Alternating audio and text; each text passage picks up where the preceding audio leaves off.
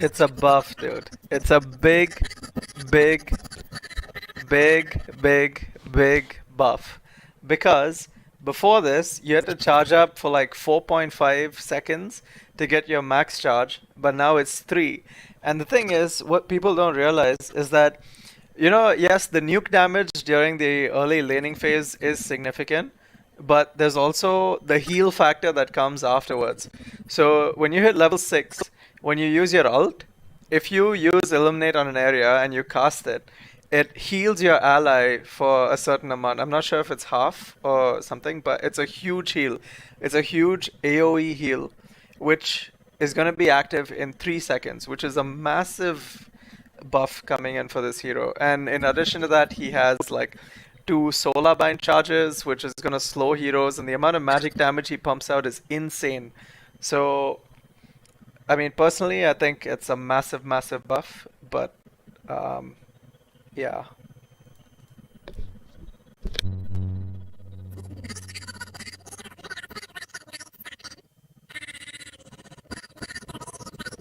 One of those heroes. Do you think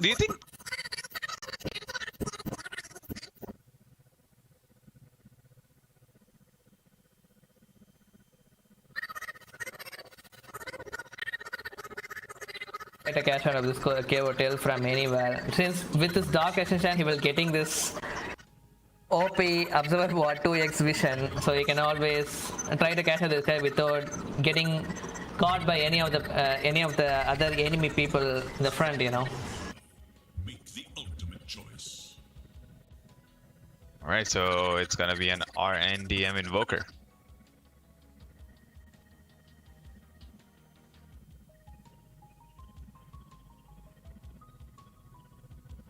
Yeah, man, this game actually seems exciting to me, and also like we have like a disruptor,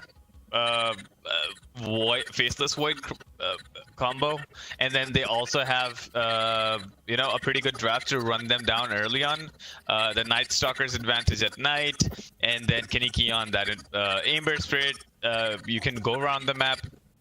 Kyle will be also handling the AoE and like controlling the fight with Faceless Void. I believe they have a very strong draft. What do you think about the draft? Yeah. I mean, the Punishers, they more or like have a wombo combo, and so does the Edgy Boys. They like look at the Edgy Boys. They have like a Ravage into Cataclysm combo where it can be really useful, like instantly kill anybody. And the Punishers, the incredible setup and counter initiations. So I think like it's more like both the teams are quite equal, but Punishers might have a little bit of upper hand because this Night Stalker pick.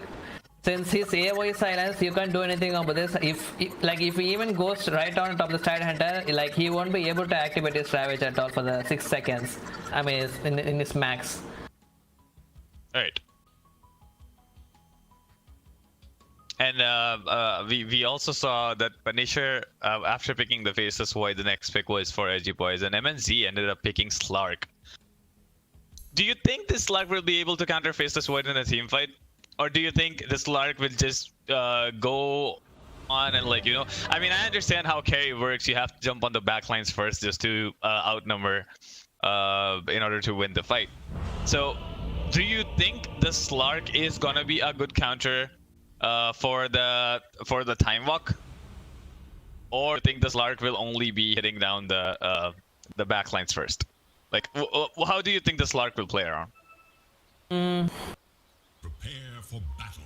Well, like most of the carries, it's like including the Slark, like most of the carries, they would always try to aim the supports in the team fights. Like they don't have like it's not really important for them to go towards the front line. Like they can always expect to do something which is easy, like which won't where they wouldn't be in the danger. So they need to wait until they see prioritize the targets in the every team fights. Like look at this total. Sorry, not total. I mean the Winter Wyvern or Disruptor. This would be the targets he needs to be prioritizing. And like in this pair, the Silver Edge has been buffed too. So like usually the Slark, he loves to make this SB even as a second item once he gets some like a diffusal or echo saber. So it's more like it will be really easy for him to go on these targets. Right. All right, guys. Let me quickly introduce you to all the heroes and their players. So we have No Chance, who will be playing Tidehunter on the Radiant side. We will have KOTL, which will be played by Evelash. Position 4, I believe. Yes, we have RNDM. Will be playing mid Invoker.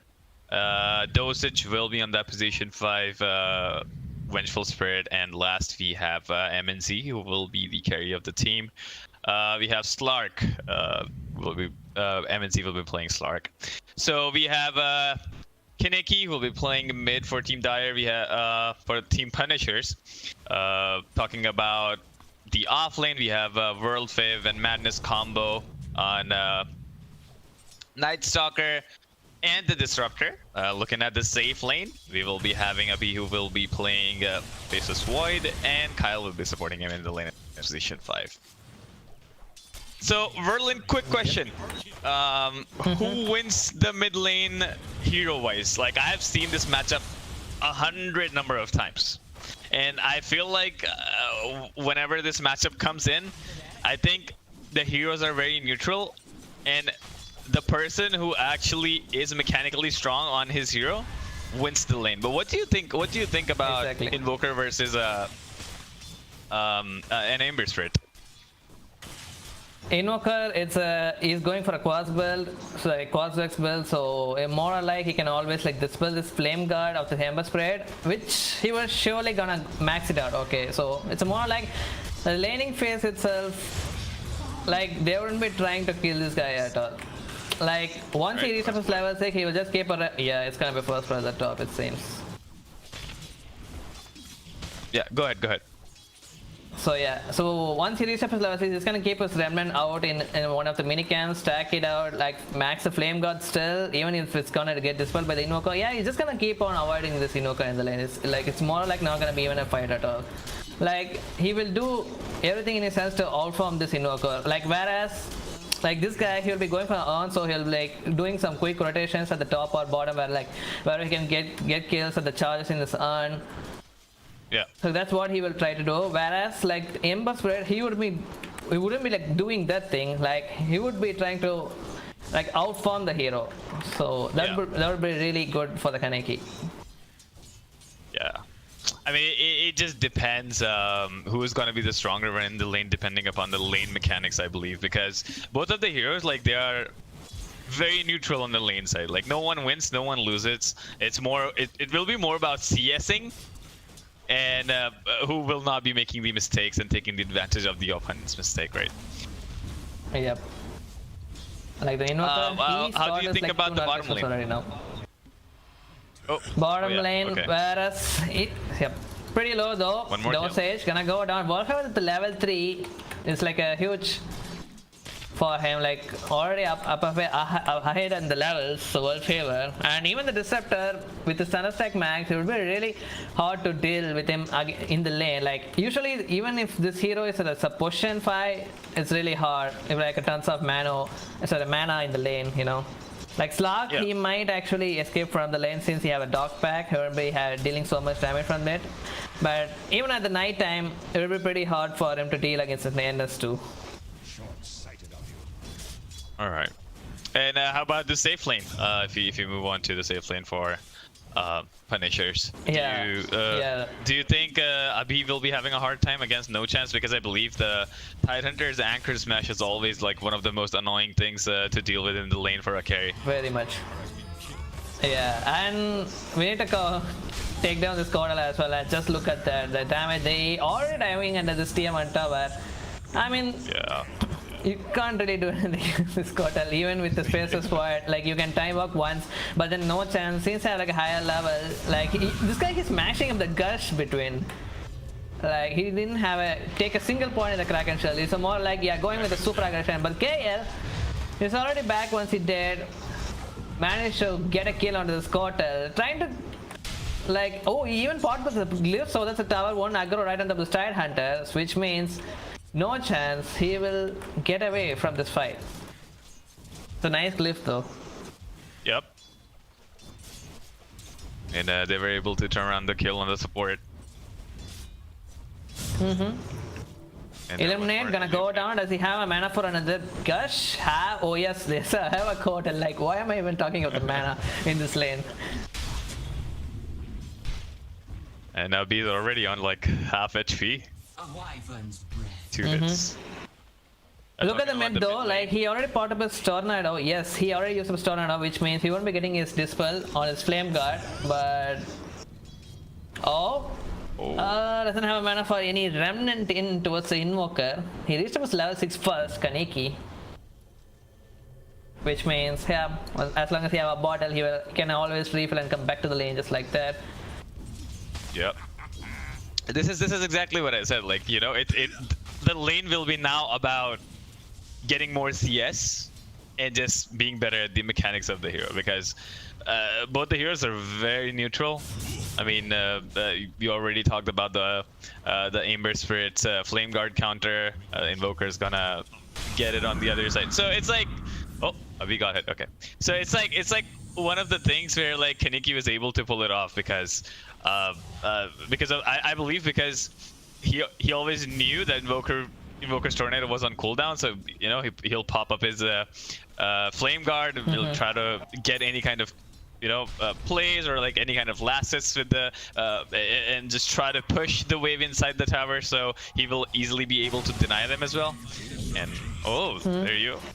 Oh, it's gonna pop up a glyph for that. Gonna use up dust too. Flame Guard is still available. Gonna TP right in front of his Archmage. Just like that. Gonna get away from that lane. No searing Nice chains. quick reaction from the Invoker. Yeah, it doesn't have cheering shit like right now. Even at the bottom. Yeah, his Vengeful Spirit, like, this is an item dude, like NS, he'll be like feeding up on these heroes a lot. And like Slark, he needs up his level 6 as fast as he can in this lane. Okay, I have this one question.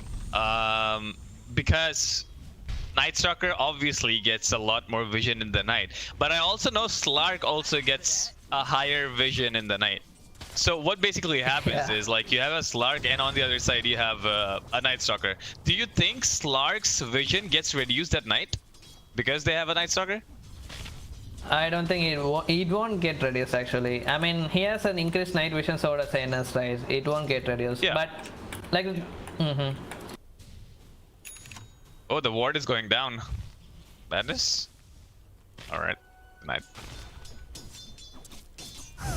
And talking about the top lane, I think Abi is definitely having a hard time, and he has queued Midas. Probably looking out. Midas. Yeah, I mean... Well, it's to boost up his form. One more kill. Gonna get. Looks like. Yep. I think dosages. this time Slark might actually try to go down. They're gonna use up the pounce though. They still have the glimpse. MNZ at least made sure to get a snipe onto the square here, but still he's gonna go down though. Yeah. And so does at the top. And made sure to get a kill on this ABH1 Sword, and they still have more abilities to work with to kill this Winter Vibe and to wanna pop his Cold Emperor at the minute. Kaneki is there with the DD. I got the TP2, okay, pretty low with the curse, gonna go slow down. Slide up his right on top of the two people, and no chance would die if he can. Connect to Escape? No way! Oh my god, no chance. Are you serious? Oh my god.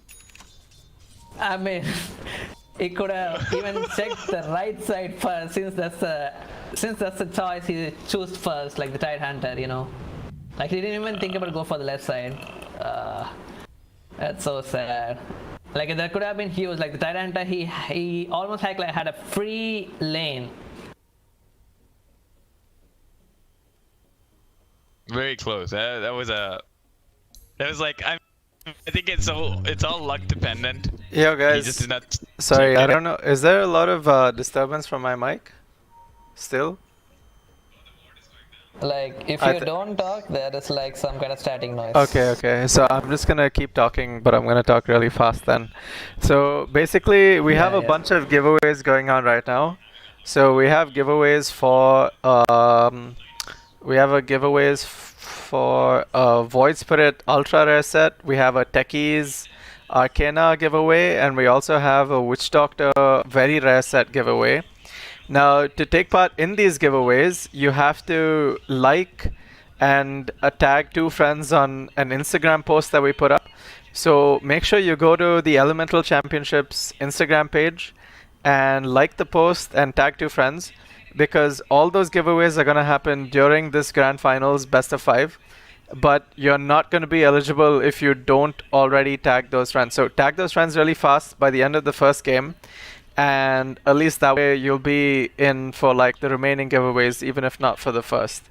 So make sure you go like the post on Instagram and tag your 2 friends, and make sure you're following us on YouTube also, and hopefully you'll win either the Techies Arcana or the Void Spirit Ultra Rare set or the Witch Doctor very rare set.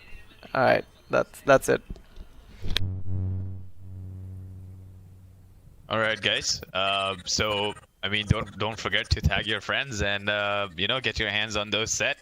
I mean, you all have a chance to win those sets, and of course, I think the one thing that K-Dog missed is we want you guys to hit that subscribe button, because that really helps us out, and like this is like one of the big things that you can help us out with.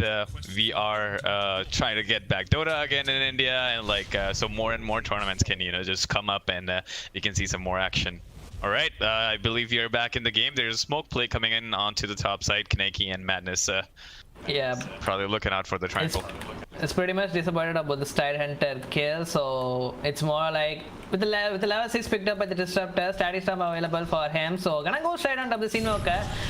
He might have actually spotted out already, Tornado to disturb 2 people, but Disruptor, he's not gonna disturb, he's the one who's gonna disturb you people with the 2-month static stun right out of them, and even Wolfever gonna pop his Doggertion, trying to go at the backlines. He will have still at the level 5, so does the Vengeful Spirit. Wolfever gonna pop his Void to slow things around for the Venge, but it's gonna get away probably. With the one more eliminate, the damage is too high, he's gonna get away, trying his best though. Kaneki out-seating change the level 1 right now. Osho is finally gonna go down for another 20 seconds. Meanwhile at the top, no chance. He managed to get this tier 1 tower finally. And so that's the Dive team trying to take this first tier 1 at the mid. They're working for it. They're gonna get away already since everybody respawned from the last fight. I also think it's very important to defend the mid tower. I mean, whoever teams tend to lose the mid tower first, then the whole jungle opens up just for you. So, right, Kaneki in trouble. This is gonna pretty much not. Like he needs follow up. Even if he was like a full EMP combo, like he doesn't have enough damage to kill that hero. Like Yeah. So yeah, I mean, I was talking about losing the mid tower and then opening up the jungle. So I mean, if the Radiant team like loses the mid tower, then this part of the map just completely opens up for them to dive in, or like maybe the deeper 2 camps, if there's still like a bottom tower left. So I believe like they can make so much plays, because I mean, their draft is to run, like Punisher's draft is to run down early onto them just so they can make more space for Faceless Void. Okay, to interrupt you, at the mid, Ravage has been dropped down. Gonna go straight out on this Ember Spirit, making sure to get a kill on the support as fast as they can. But the curse, account initiation, KL, he's gonna be 3-man though. Managed to find up the Kotal, but where is the follow damage to kill this hero? KL, he doesn't have the ulti burn anymore, which means he's slowly gonna get cut out of this people. But Kaneki, he needs a return kill at the very least. Used to the sleight of fate, but he had part of the stick charges. Raindrop was there too. Oh, he still can't get the kill. What? Keeper of the light, he still didn't die. He survived because of the blinding light. Oh my god. The blinding light worked on the sleight of yeah, fist. 100% was right. Yep.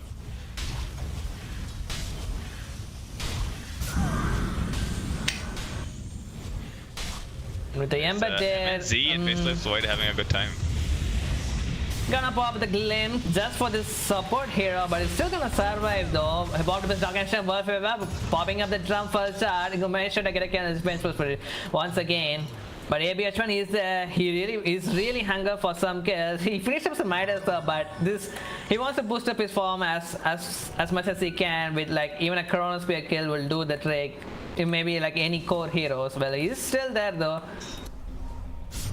The Ascension gonna get over, which means the daytime is up. And they're gonna get away.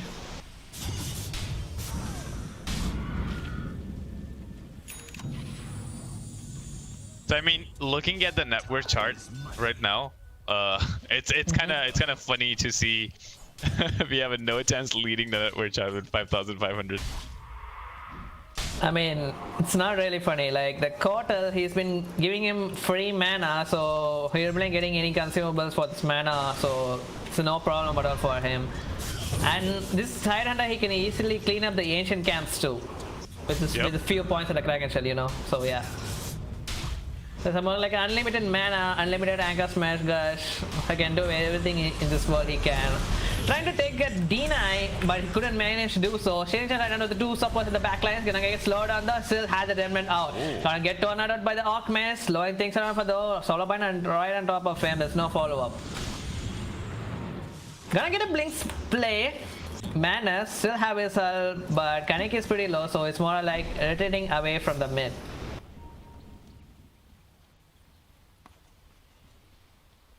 So like I was saying, Tidehunter leading the network chart. Like I actually wanted to see if like there would be like at least like one side of a carry who would be leading the chart. But then we have both the offlaners on the early lead. I mean, both the safe laners like completely got smashed in the lanes because, of course, I mean, World 5 taking all the advantage in of the nighttime and like being the hunter of the night, and then of course you cannot do anything against the Tidehunter KOTL lane. All right, bottom have side. the Ravage for the Tide, gonna pop his hood at the very least. Starting some for the Solar guy, still have his Ravages, he's gonna use it. I mean, there's no there's no teammates coming for him though. Like there's still a tier 1 standing at the bottom. No chance, at his best, trying to hold it as much as he can. Got his blink at the courier at the last minute, managed to get a slight of his kill on the Tidehunter. Finally taking him down in this game. But look, Whereas they were also able to pull off a kill on World 5. MNZ yes. caught him on the top side seems. jungle. Seems so, and MNZ finished up a Seiko Saber as the first rider. And he's at the top of the network right now. We were talking about like the offlaners. Yeah, right. I mean, he got a kill of the. It was a mega streak. Oh, okay. Yeah, it was a mega streak of 5 kills. So I mean, that pushed him up. But I mean, definitely, I love the way how these offlaners are playing. Definitely, because you know, looking at World Fav and then looking at No Chance. I mean, both of them are like World Fav taking the advantage. All right, looks like Invoker in trouble. Yep, gonna get caught up, but there's a guy comes here over here silent, but he seems like he still has doesn't have the static stun though, but gonna go with the swap. Still gonna go down the Invoker. Doesn't have any mana for the World Favor, but it's still gonna go down the. I have the maximum base damage from the NS Orders of Void. Literally, the whole item is there to go for the fight, but where is the Tidehunter? Still farming at the bottom with the Ravage up. Alright boys, And, we're gonna take a just quick break. As in, we're not taking a break, but we're gonna jump into like the first giveaway, just so people know what's up. So on screen, I'm quickly gonna display all the participants so far. We have 30 people who are participating so far. All your names are here. And to see who the winner is, we're just gonna do a roll. This is gonna be for the Witch Doctor rare set. So we have 30 participants, and the winner for the Witch Doctor rare set is gonna be number 11, which is the Pro Pampu. Oh, I think that's Pampu. Okay, so Pampu, I think you have won the Witch Doctor set, but the Pro Pampu on Instagram, please message us and we will get you your Witch Doctor rare set. Once again guys, to be a part of this giveaway, you just gotta share 2 friends. You gotta tag 2 friends on the Instagram post.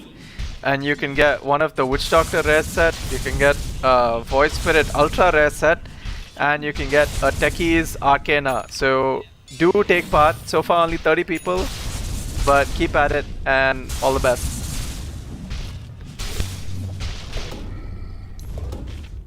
Alright guys, getting back to the game, there's a 4-man smoke coming in. Yep, I mean, he still have yet to use up a single chrono in this game, I think, ABH1.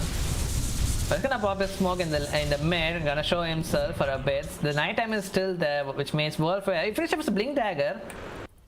Counter smoke. And looks like Edgy, I mean, yeah, Edgy boys. I mean, they don't have the smoke though, but still gonna go for it. It's about the chance they need to go. No chance. He have a Blink Dagger too. It's already gonna get broken. Oh, wall favor. They're going for the support. This is the right target. But had the first tower. Gonna go with the damage. Around the 3 people. Winter wave. And it's gonna be the first one to go down. Static Slammer is gonna be connected on top of no one. Kaneki is gonna go for the backlines too. Still have a swap though. Ultra is gonna use it though. Oh, EMP is gonna drain up all of the mana for the Ember Spirit. Kaneki is pretty low though, but there comes a chrono with the save. Is he gonna be saved? No, it's more like he caught all of his teammates in his chrono, which means he gonna lose at the Ember Spirit, so that's an NS. But whenever when he coming back to the fight with the buyback, hey, already gonna pop his hockey bone right now though, trying to juke around this a little bit, but if he managed to do so, gonna use up a winter curse right on top of the scene. But there comes the 4 stuff to save his teammate from by the quarter, but it's gonna be dieback for the winter vibe, and he didn't get anything out of it. 3 dead for the Punishers, whereas Edgy Boy is still super strong, losing no one. Yep. Very, very decent fight. And I love the way how Invoker was able to use his Deafening Blast in the Chronosphere. I think that was a huge point where like he was able to save. I mean, that was that was a sad Chronosphere actually. He got like 3 teammates of his own team, so that kind of reverse results. What do you? Oh, my bad. Top side. Gonna go right into the Tide Hunter. It's pretty low. Gonna try his best with the Anchor Smash with the damage here, but these guys have been dealing so much magical damage, so it's not gonna be helpful either though. But there comes the Tornado save his quarter.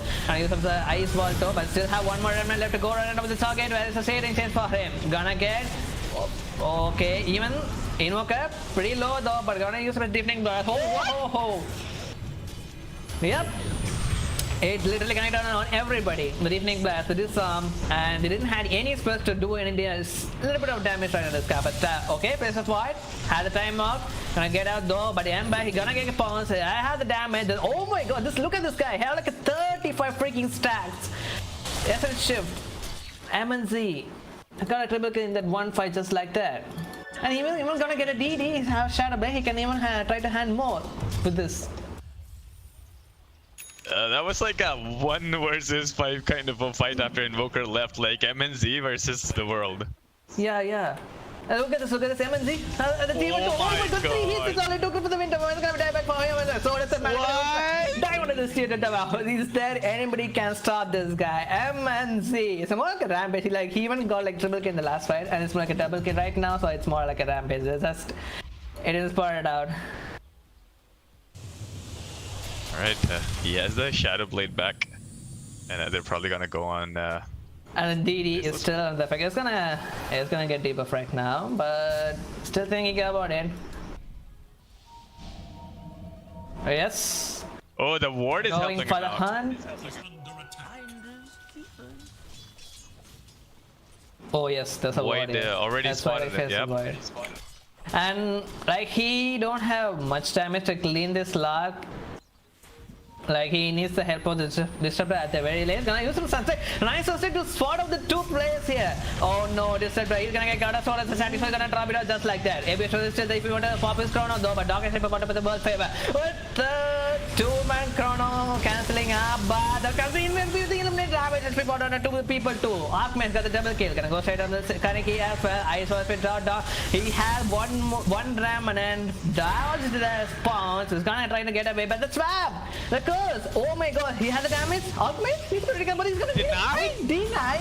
What? Deny? What the hell is this? deny? I mean, Slark is the one who actually hit the... Oh my god. Okay, Gaben, I have no clue what's going on in this game anymore. Okay, but Gaia, he's somehow trying to escape from this, but no chance. More like, gonna spit it up right in front of his face. The car is gonna go down as well. What just happened in the last fight? How can you? How does the deny happen? I mean, that's the point of Winter Curse. You need to hit your one opponent. Like, you're under the control of the Winter Wyvern. You're supposed to kill the opponent, not deny him. What is going on? I believe MNZ was like a clicking invoker or something. Dude, okay. Still have a lot of stats. Just with 1 bounce, like 3.25 seconds. That's all it took to kill a 1 carry of the Punisher. Just like that, ABH lost his life there, losing up this 600 gold for this lag. Oh my god, this guy literally owning this game. Oh my god, that was like so good. Oh, there is a swap. Bench was spread. It's about time for his revenge to kill the supper. This should have gone down for another 30 seconds though. And with no Chronosphere available, they knew this would be the right time to cover the road. But guess what? Playing with the pass. I wanna, I'm gonna download the replay and see what actually happened there, because like this is the first time I've ever seen someone getting denied right after the Winter Curse. Like, okay, can you actually deny someone on that Arctic burn? Dude, so I think the way it works is if you, so when you're under Arctic burn, you're auto attacking an ally, right? But the time it takes to attack the ally, like when you land the last hit, if Winter's Curse has already expired at that point, then it counts as a deny. So I think that's how it works. If you attack your guy on the last tick of Winter's Curse, and when the auto attack damage actually lands in, like it does fatal damage, but the damage doesn't go to Winter Wyvern. It counts as like ally attack damage, so it counts as a deny. Oh. Okay, I did not know that. I mean, we just need a simple game, not like 3-star complicated thing in this Winter Curse. But they managed to get this tier 2 tower just like that with the alacrity. The Archmage, they have enough damage. Still have like the permanent stack for him 13 in the 24-minute mark for this MSG. Picked up a Skadi too. And like the Titan is pretty much out of options. Like Face of War still have like a level 1 Chronosphere. They need to catch up somebody. Slark looking for a hand. For the madness. Has a sentry though. Gonna pop up with the static storm instantly dead. Has a use scepter 2 trying to get his sub. Wolfever gonna use up a little bit of silence with the dog and stuff. But this guy is manning up everyone alone. But he's gonna waste up the ages there though. But they didn't lose up his Chronosphere just like that. Gonna waste up the ages. Which is pretty good for the Dire. Didn't lose anybody. And he already has a Skadi with the 9k net worth lead for Team Edgy Boys. So we have pretty decent items on everyone. The Tidehunter has a Agnum Scepter, a Blink Dagger, and Hood of Defiance. I think pretty decent farm on their side. Also, I mean, obviously they're leading the game. Yeah, even queued up on a refresher hub. Like he wants to end this game as fast as possible. Like he's still even queued up for Agnum Scepter right now since they already started to max up the Exort, which means Sunstrike will do much damage right now. So, what do you think? Like Abhi going for the Midas after losing the lane? Do you think like if a carry ends up losing a lane, you should still be going for the Midas build? I mean, I understand because Midas has like a bigger impact in the late game. You will be able to get the gold that you wasn't able to get in the first like starting laning phase.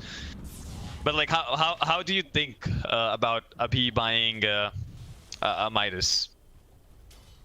Well, if you have like a good lane, like people used to usually go for this either the Monster Menace and the Maze Storm, but since he didn't have a good lane even for the Midas, it will pretty much increase up his levels to like through the game. And yeah, I think that the Void, like he's not going for a Fury in this patch, right? Yeah. So like I don't think he can fasten up his farm, and that's why he queued up for a Midas. Well, it's more like a team game. Like so far, it didn't have to land up any good Chronosphere yet either. It didn't have any that much kills too, so it's pretty much having a hard time.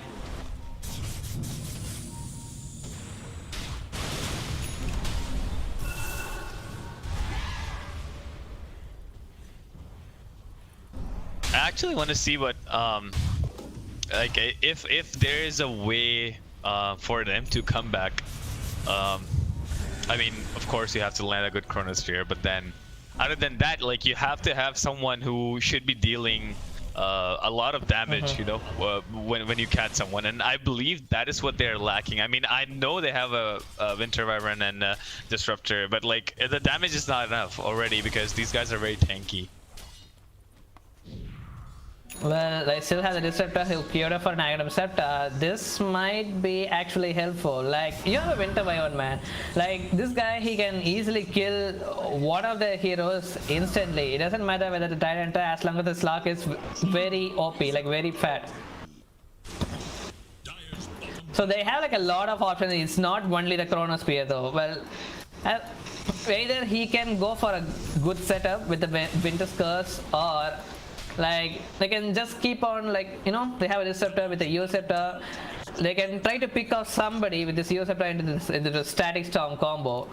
Yeah, they have a lot of options. That's what I'm trying to say.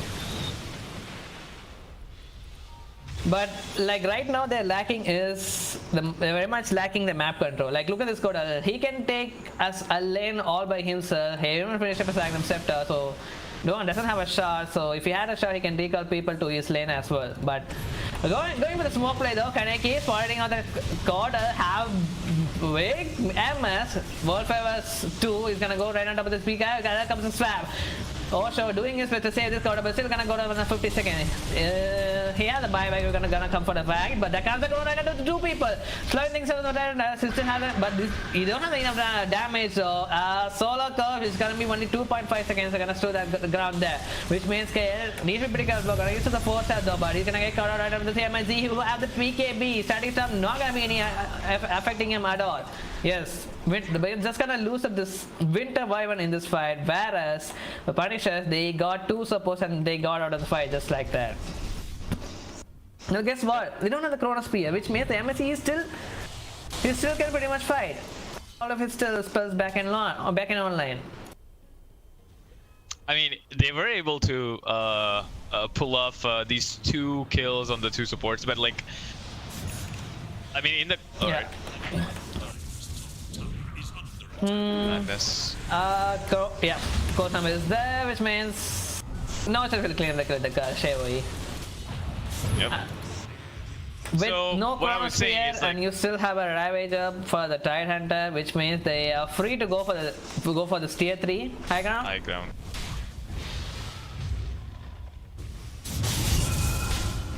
All right, we're gonna witness the best combo. Ravages up, so does a Kata. Slug needs to be pretty careful.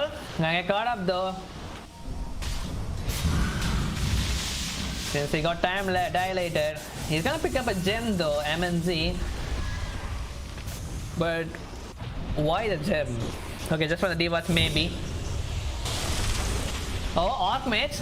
He needs to be pretty careful though. Archmage! Oh, okay, had the swap too. I mean, let me there. Oh, that comes the swap just for the support, but he's gonna use it though. No! It's gonna be 4. Oh, it's gonna be 4 or 5 man drive just like that. Manas had the chance to use it right on top of him, but then MNZ, he's still gonna clean up this Disruptor. But with the backlines, they managed to kill up this Vengeful Spirit from the Kaneki, but he's gonna get pounced in the end. MNZ, it's gonna be triple kill for this lock.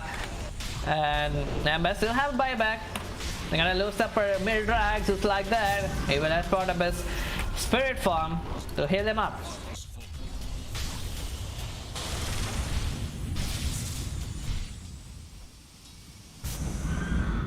I So, think like this is what I was saying in the last fight. Like last two fights. Even though Faceless Voice was able to land the Chronosphere on two people, but like 1 to 2 people, but there was like basically no damage output. They don't really have anyone who can give the damage output when there's a Chronosphere, because obviously right now Abi doesn't really have anything on the Faceless Void. I mean, of course he can get the 2 supports, but then how will you control the Slark? You have to do something about the Slark, and now Slark also has a BKB. So guys, I think this goes back to the draft stage where, you know, they pick the Faceless Void in reaction to the Invoker, right? So they saw an Invoker pick, and then they were like, we don't want to give you the Chrono Kata combo, so we're gonna pick the Void ourselves. So it comes down to like your strategy when you're drafting. So here they had like a more of a reactionary draft strategy where they want to deny pick by picking the Void, but that causes them their own draft issue where the Void doesn't have damage. Sorry, back to you. Yikes, Inoka doesn't have a BKB, which means gonna be a free kill for them. Inoka saw this match was gonna gone down. He couldn't even swap this guy out of the play since he even got caught up by the silence too. Aviation is in the door, but the concept of pushing into the Cataclysm and come Void. Easily gonna get it. So does the NS under the Winter Wyvern at the backlines. Everybody dead with the Cataclysm damage there. Even that kind of slow things around for the Kaneki with the blinding light, which means he can't run when out of the fight either. 4 dead just like that with a beautiful buyback from the Archmage, just like that. The double solar bind is so strong. Kaneki wasn't able to move like 5 units. Oh, Madness? Gonna skip. Nope, he'll be. You're gonna pop us through. Oh, wait, guess what? GG has been called. Punishers, they can't handle this anymore. I mean, they realize, yep, this might be like we counter denied our wanted by picking the Void. We don't have enough damage to do anything in this game against a slug. So yeah, we're gonna regroup and go back to the game too and think about it, I guess. That's what I thought. Yeah, I mean, pretty decent game from their side. Like I like the way how both the team played. Well, we'll see you guys in less, okay?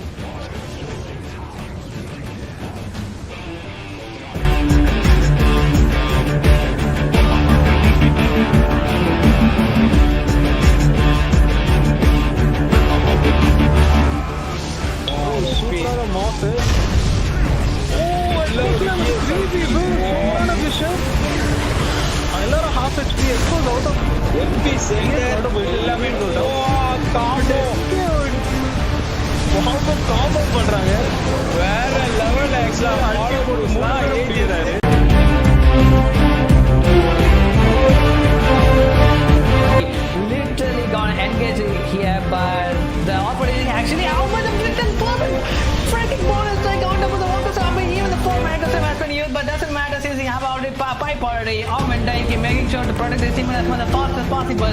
Double kill on the top of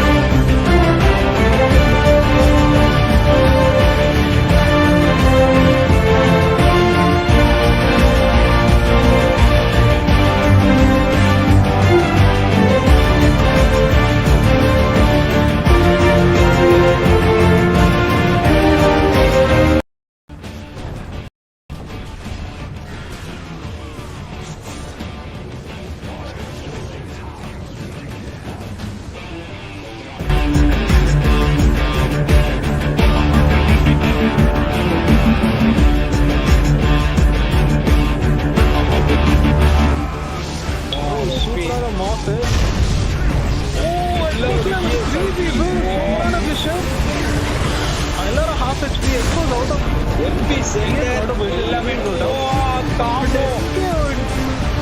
combo combo பண்றாங்க வேற லெவல்ல extra ஏறிறாரு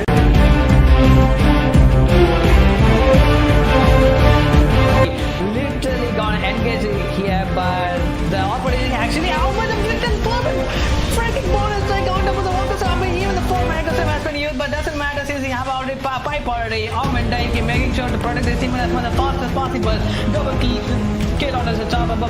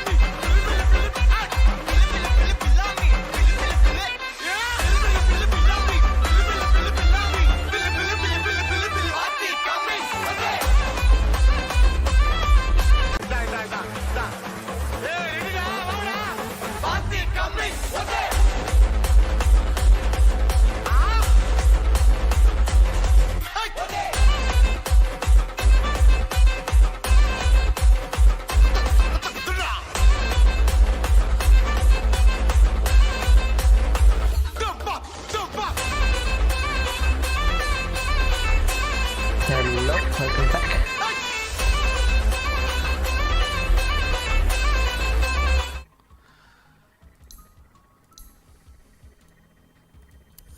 Alright, boys, we're into game 2 of Edgy Boys versus Punisher.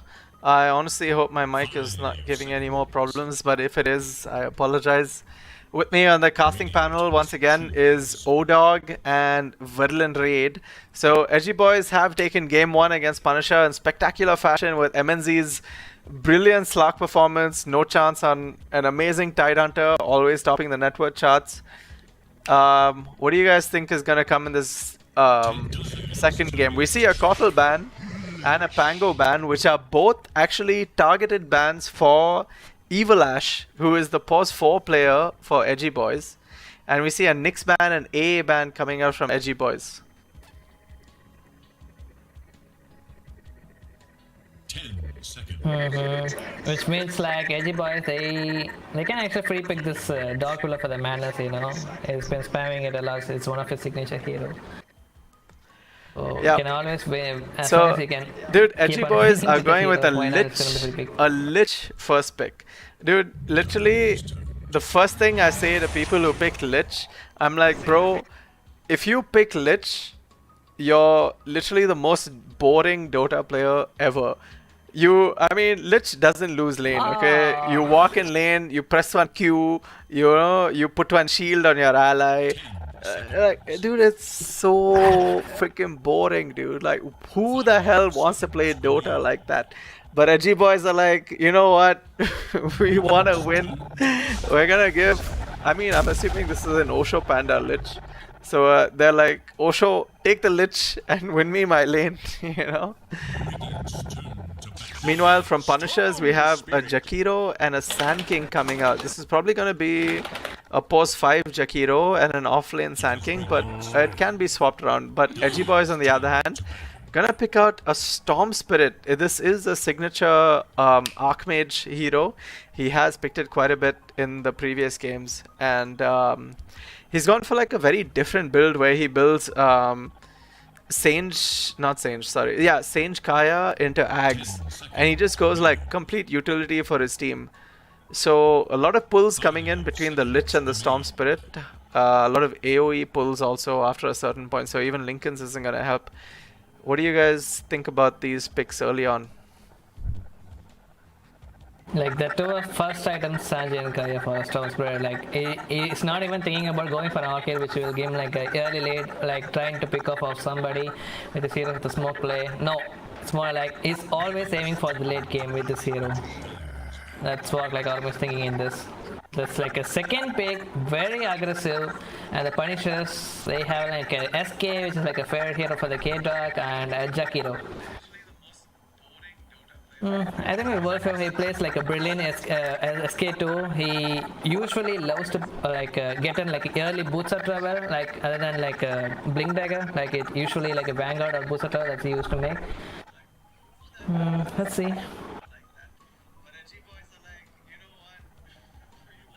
And since they even see this SK, they like we know the usual combo in the lane, you know, like the Mirana arrow into the barrel strike, which very deadly. Like whatever the heroes you play, like up against this deadly combo, you're literally gonna die in that lane. Doesn't matter the support, doesn't matter the carry. It's a sure like a dead lane. Yeah, so that's why like Edgy Boys make sure to get rid of the Mirana. Not even gonna give to what the Evil Ash, who played a lot of Mirana through this tournament as well. But Punishers choose to go like a ban up few cores, like a Lifestealer, Juggernaut, and so does the TB.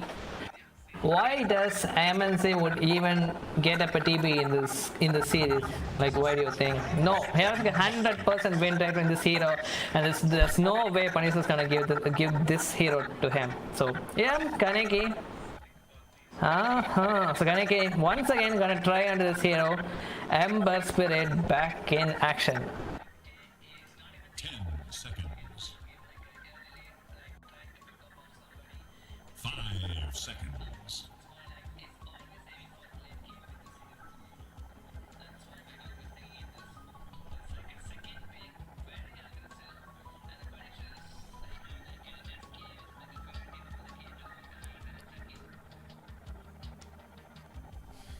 Alright, so Edgy Boys have finally started to use up the reset time here for the third. Looking for a third pick since they have revealed already their mid. This might be. Let's see. Like the Punishers, they haven't showed up like the full lane yet.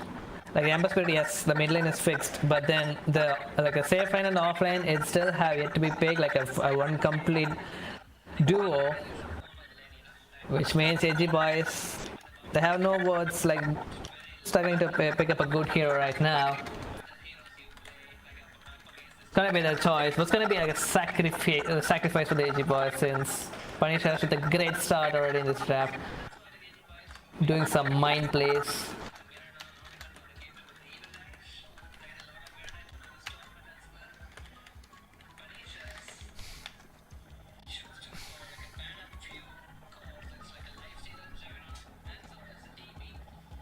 Since the perk co-op like the Nyx, it's already been banned. Like all the spellcasters are free to be picked in this game. Like the perk, he mostly controls all of the spirit heroes, and that's why the Storm Spirit has been picked by the Easy Boys, and which means like the Punishers, they got their way around with this Ember Spirit once again back into this game. I hope he can do pretty much like whatever the mistakes he did in the last game. I hope like he would rectify it. And yes, we forgot to say this as well. They got a in this game like for the Punishers. It's been replaced by their carry, which means we won't be having ABH1 in this game too, but instead ATP. If you don't know about this guy, he used to play like a wonderful support in the season 2. I think it was with randoms. No, sorry, not random. He was with the ROG Titans. Hey, PJ. My bad. My mic wasn't working. I was trying to figure out. Yeah, it's working right now. All right. So, I mean, looking at the draft, like I was hearing you guys definitely. K-Dog also said you are the most boring guy on that lich for the first pick. Merlin, I actually want to ask you about the supports this time first. Looking at Edgy Boys, I think they showed up both of their supports, which are like Dark Willow and Lich, I believe. But for Punishers, they only showed Jakiro, and I think the position 4 still is not out yet. Or do you think the Sand King can be positioned 4? Like, what do you think of the draft? Well, I'm not sure about that.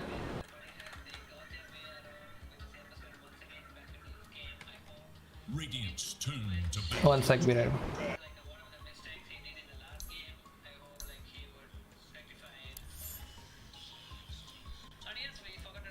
Dire's turn to battle.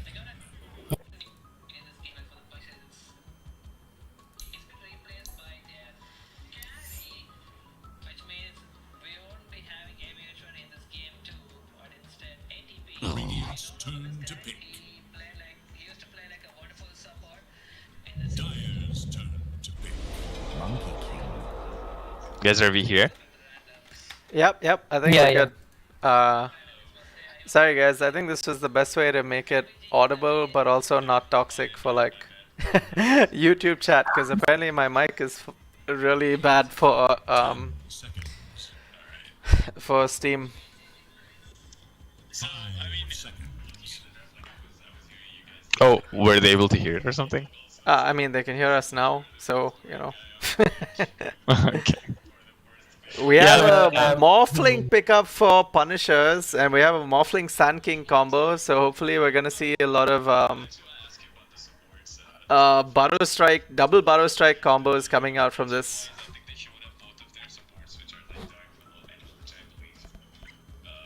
Double Burrow Strike. That's broken. So also guys, another thing that we need to discuss that hasn't really been spoken about is about how draft phases have changed. So basically now whoever has second pick has the last pick in the second phase and also the last pick overall. So basically they can last pick to counter your 4th hero, and they can last pick to counter your 5th hero also, which is what Punisher seem to think Lion is the answer to, and they're gonna pick a P4 Lion in counter to all of the heroes coming out from Edgy Boys. Oh wait. Okay, so they have a Lion and Jakiro who are gonna be the support. Yep. They have already did this combo before, like the Madness on those Lions or as a Wolf even the SK. Like whenever they don't get this Mirana for that one deadly combo, they always used to go for this one. Like the double stance is always free hex. Who would say no? Yep. I mean, also the low cooldown spells, right? Like you know, when you pick Lion, you have the Earth Spike, and then you also have the Hex, and like you don't really like have a huge mana requirement either, because you have the mana drain. You don't have to go for the arcane boots that a lot of supports struggle on the early stage, because you know, it's hard to get gold on a support hero until like you can get some kills or something. I mean, you have to be very efficient while playing a support role. Every single penny matters when you're playing this this role. Also, I mean, I want to talk about something. Again, I mean, I know this is like this is like from way back, but do you guys still remember when like Dota used to be really hard and not this user-friendly? Support role used to be the hardest because wards used to cost a lot.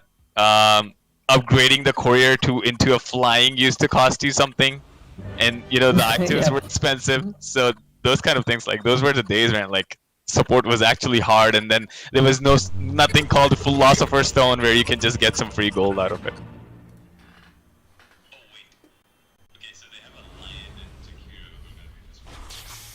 Good old days. Well,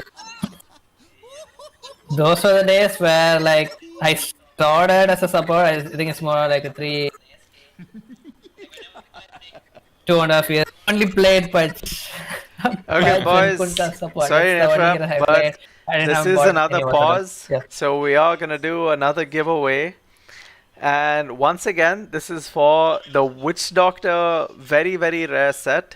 I'm just gonna quickly give you a brief of what it looks like.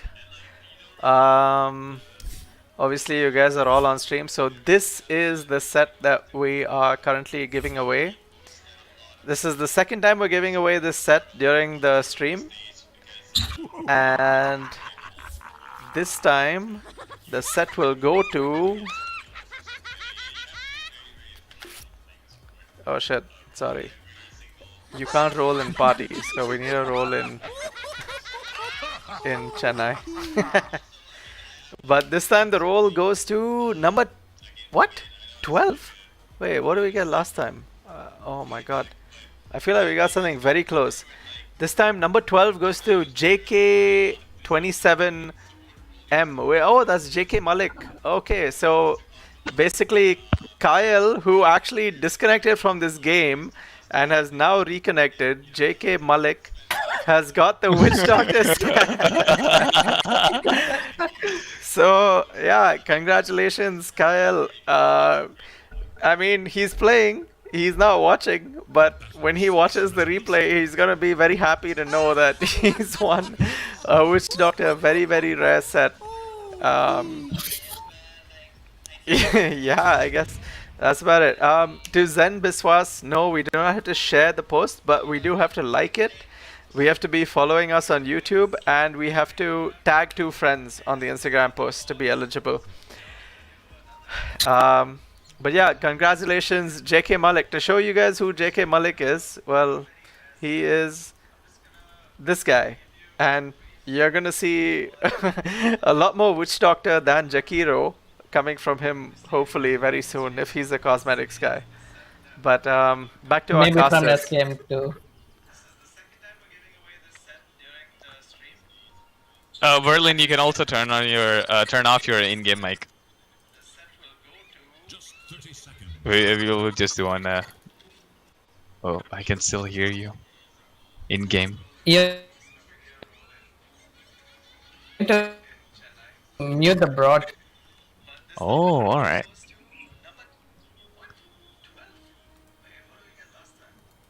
Yeah, I can do that. So yeah, Edgy boys, no chance playing on a pause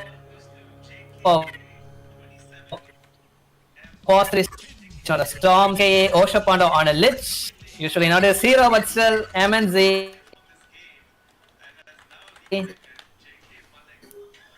Players Monkey King is gonna be Fire team, the Punishers. Kaneki once again playing his Empress to the mid, World Favor on a Sand King playing his game. So ADP playing on a small fling is gonna be the carry. And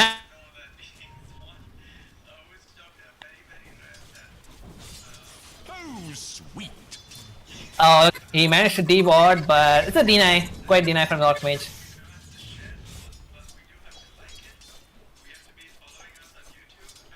Like,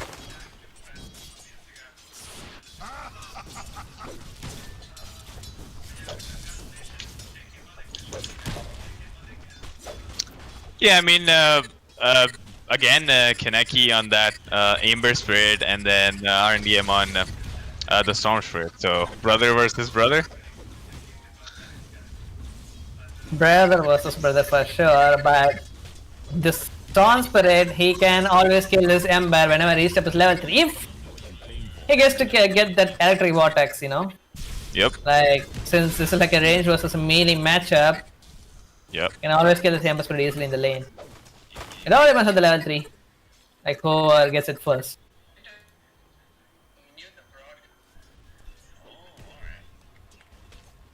Also, dosage on the Lich. Do you think dosage will be able to secure the lane for Monkey King? Because he's against 2 stuns. Once dosage gets a little bit out of position, I know he gets gone on because there's like a world fave. We'll be going for the Burrow Strike and Madness with the Bird Spike. What do you think? Because in the last game as well, we saw like World Fave taking a lot of advantage, always trying to kill dosage in the safe lane and securing the lane. All right, Storm Spirit. Madness is there though for the security of the rune, but Archman still managed to take up that water rune. Gonna pop it up though, but oh no. Managed to draw the first blood, managed at the last hit there. Could have gave it to the Kaneki, but since he fought up a last charge of the bottle, forced to do that right click. Yeah, here we go. Yep. And yes, though Lich with MK, they can certainly, like, actually easily win this lane. Even though this is like a Lion and SK, like a 2 stuns duo in the lane. But this is not actually a deadly combo. I mean, let's just compare this Earth Spike to the Mirana's arrow. You know? Yeah. So this is not that much pretty deadly. Okay, meanwhile at the top it seems that Jakiro, he has lost his life, but ATP, he needs to put certain levels to start playing safe in this lane, you know?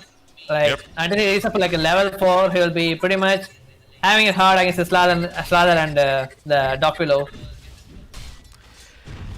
Also, guys, just another bit of trivia before we get into this match is that the carry for Team Punishers, ABH1, also known as Abi, was having some technical issues with his PC, and so they've decided to play with their substitute ATP for the second game. So ATP is actually playing the Morphling in this game, and not their usual carry, who is ABH1/Abi.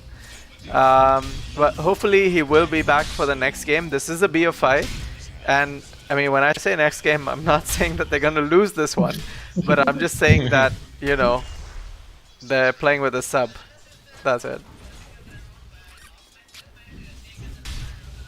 Oh, Madness going a little too close to RND. Oh, Madness. Almost the same thing happening over here. Archmage needs to be pretty careful, but he made sure to get a kill on this Lion though. But here we go. Evil as Bramble Mace, not gonna connect on anybody. Since the maxed up Flame Guard, it won't be doing any damage at all for that though. But MNZ, since Madness left up the lane, here we go. The aggressive lane with the Lich. They managed to get a kill on this World Favor as well with the bottom.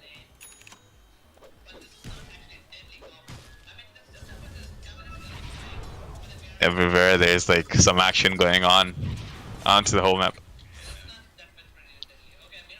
Yep, this mid lane is more like a duo lane. Seeing And a what do you think of the top lane? Like, talking about No Chance versus ATP, Slardar versus a Morphling. I mean, I understand Slardar wins like against the majority of the heroes as long as they're melee, but then playing against some Morphlings. I mean, melee is one thing to say, but even if it was on a draw ranger, they certainly have gap closed with the Bramble Miss. So it wasn't like about the melee or range matchup, but it's about the hero and its attributes. This is a Morphling. Once he reach up a few levels, as long as he max up this, he won't die literally in the range. Like if like the Storm Spirit, if we try to like take him by surprise, summon an item or like a rune, that might be a case. But once he reaches up to level 5, he Ooh, close. doesn't die in the lane. That's what. Oh my god, very close. But since the projectile is kind of slow, like where you can tap the key easily, knowing it's coming right at you, Morphling certainly survive from that.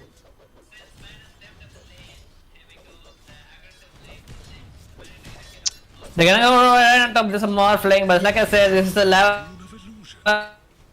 5 time, but he's not gonna even waste up a little bit of time to gonna use up the Fae Farm just in case to get out of the Curse Crown effect. Not gonna get stunned, ATP.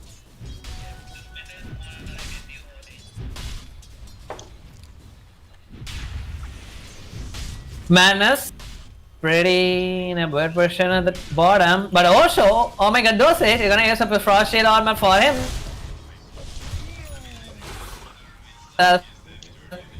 Gonna get dusted though, still have a hex.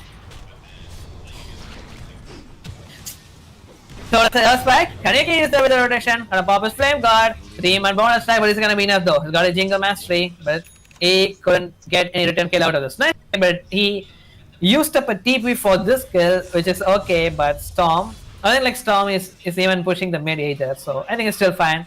Oh, we got a kill at the top 2, it seems. Yep. Check it out. It's dead. Maybe just by the right clicks and Bramble.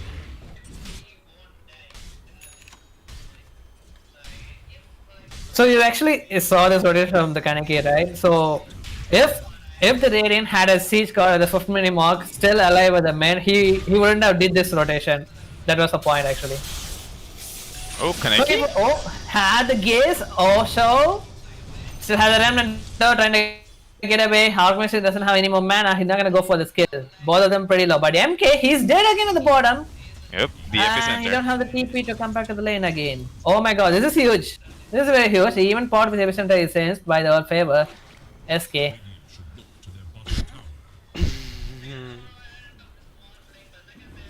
I mean, we knew about this. This is an MK, which means he needs to kill people to get his form and come back to the game. But if he keeps on dying in this lane, he wouldn't have any comeback. You know, like a comeback mechanism. Like even Kira for Echo Saber, not a Maze Storm.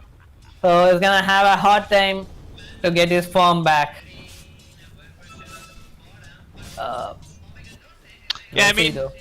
talking about the mid lane matchup, I think Kaneki was doing fine until the early game. He decided to go a little bit aggressive, and like you said, Storm Spirit can always kill the Amber if he gets the early levels. And I believe Storm Spirit is also a faster, alright, bottom lane. The bottom, going with the rotation with the, oh yeah, gonna pop up all the dust too, just in case ball 5 are done, and the epicenter for the 40 seconds. You're gonna lose the lead first, but since he got the Jingle Mastery effect with the bonus strike, had the damage, but Lion managed to TP away with the 3 lines. It's the only way to survive. Guys, I also want to like a point out horror. that, you know, even though the Storm killed the Ember mid, Yeah. Ember is still ahead of the Storm by 300 gold. And I feel like that's purely because, so Kaneki was actually casting a few of the games earlier. And Yeah. what he said was, you know, when you're, so he's a very, very experienced mid laner. What he said was that, you know, in terms of how the game is played nowadays, if you're playing mid lane, right, It's no longer a matchup of skill where it's about last hits and denying the most efficiently. It's more about clearing your creep wave and then also farming the side lane. And it seems like he's been able to do that much more effectively than Storm Spirit, which is what has enabled him to actually stay ahead of the Storm Spirit in spite of dying to the Storm Spirit in mid lane. Top Which lane? is not something you would see. Top lane tried for a bonus strike from afar, but then he still made sure to get a little bit of the strength off. That's like the ATP with his quick hands. Tried a close gap with another strength though, but no chance. He couldn't make this happen. It's like that he TP'd away back to the base to safety. Yeah, K-Dog, back to you. So you were saying Kaneki was talking about how he can... oh, bottom lane? My bad, I'm so sorry. Minus a little bit patience though, Everlash. I suppose this is to slow things down for the Madness, but they lost the SK. This is a big kill for them. Archmage would have been the first guy. He's still on the region though, they can go for more. Still under the effect, still there is a Juggernaut as well. KIL don't have any more mana to cancel its region at the very least. Yes, with one more right click, he did manage to cancel the region, but at what cost? He got the triple kill. Guess what? He queued up for an Orc in this game. He usually went for the Kaya and Sanjay like every single time. Like even in the AM game, he went for the Kaya and Sanjay as well. But in this Morphling game, like he needs to force this guy to make up a meta side just because he's going for a silence item. Now that's pretty much like a forcing him the item just by one other item. Something like that. MNC's dead again. I think always the epicenter is like they're always able to catch them, like with the burst strike, epicenter, and of course madness with the suns. Yeah, and you remember when I told in the draft that the Wildfire he loves to go to travel in this SK, and that's what he finished it. He's coming back in the Korea too. Ayalhan and the Bosa travel going with a quick smoke play. Even though epicenter has been used, though, Mana still have his finger, and guess what? Oh, sure. Dosage, can he break the smoke? No, they're going for the other way. Oh, they pinged it. They pinged for the miss. Lather is the no chance. Sharing is not gonna get connected, which means this whole smoke play gonna get wasted. Sure thing, yeah, gonna get wasted.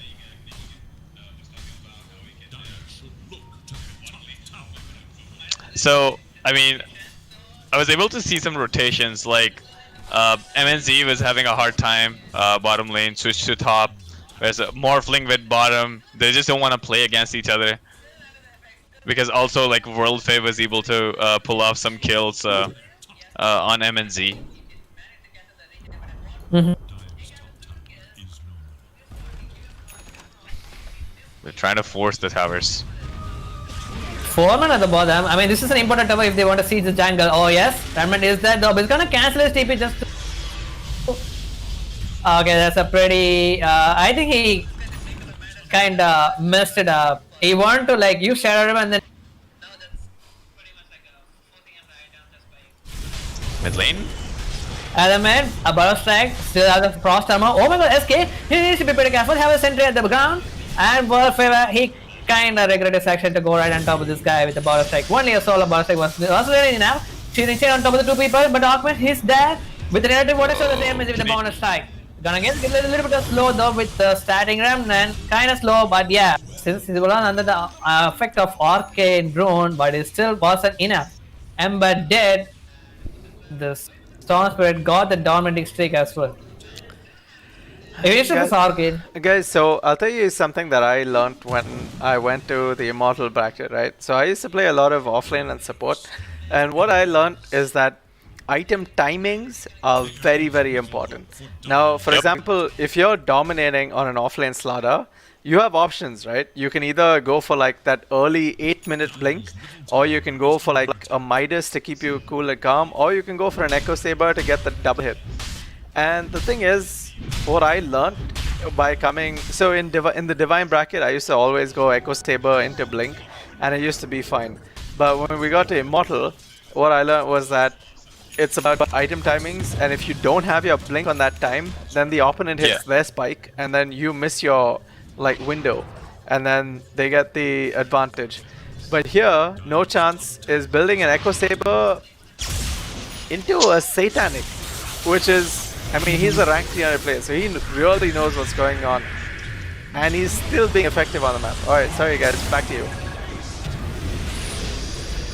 Macro fire. Forcing at the fight at the mid, MNC dropped on the Hookah's coming as well. Okay, pretty low, so the CVS gonna get blasted up by the finger of death, just like right under the face. MNC still looking for any kill, literally any kill to boost up his at the mid, but Morphling Soda, he's there. He's done up a fight, got up. We're building kill sprint on him, there's no chance. And yes, Ockmaze is still there with a beautiful stand from the strength and attack to strike. Rogan still have a lot of mana to work with. Bois is gonna hold up his AP center, but no! Oh, there comes a... Oh my god, the blast, the frost blast. Make sure to hit the CSK right on back on time. He's gonna use the burst strike in time to kill that storm there. And so does a bonus strike from the MK. Nice coordinative strike from the Edgy boys in that fight.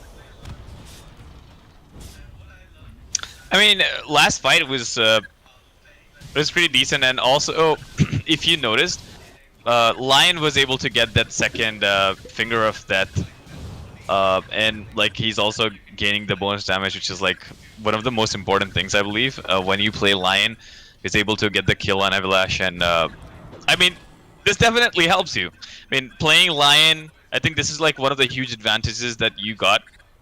And if you remember, like before the talent trees were there was like no bonus damage, right? Yikes! With the arcade reveal once again, gonna kill up this Jakiro as well. And guess what, the Lion has a 15 minutes blink dagger, which means they can go for another smoke play once the epicenter is backed up, I guess.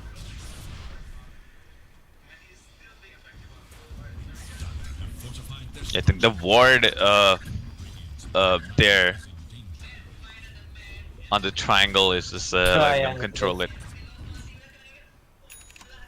Yeah, and even the Morphling needs to be pretty careful of this Orchid pickup by the Storm. Well, yeah, he could have for a Amanda style, but that's a little bit of gold more. I mean, we have like 3 smokes of this hit in this patch, which is like once you buy all of these 3, like you will instantly get like another smoke as well. You know, like a 4 smokes. You can keep on fire. World fifth. Yeah, MNZ, he powered out this SK, and he kind of knew about it though. Yes, Wogan Sam has withdrawn on the, but with no vision, will it actually stack? Oh yeah, he already used the burst strike with no blink dagger. World favor will certainly go down. It's gonna be 6 dead for him in this game. Not even 20-minute mark.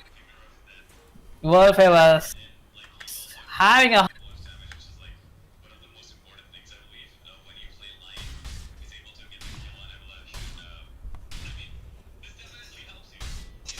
Always having a hard time. quick smoke play.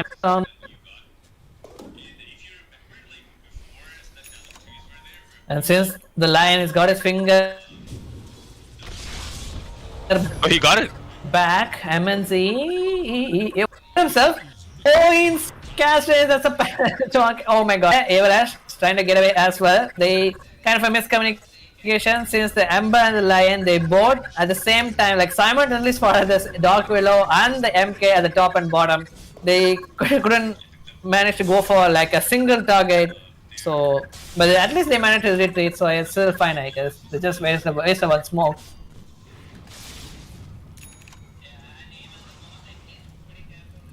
But Slather be like, I have a blink dagger, I wanna go for somebody. Yeah, gonna pop with the sprint for a sprint.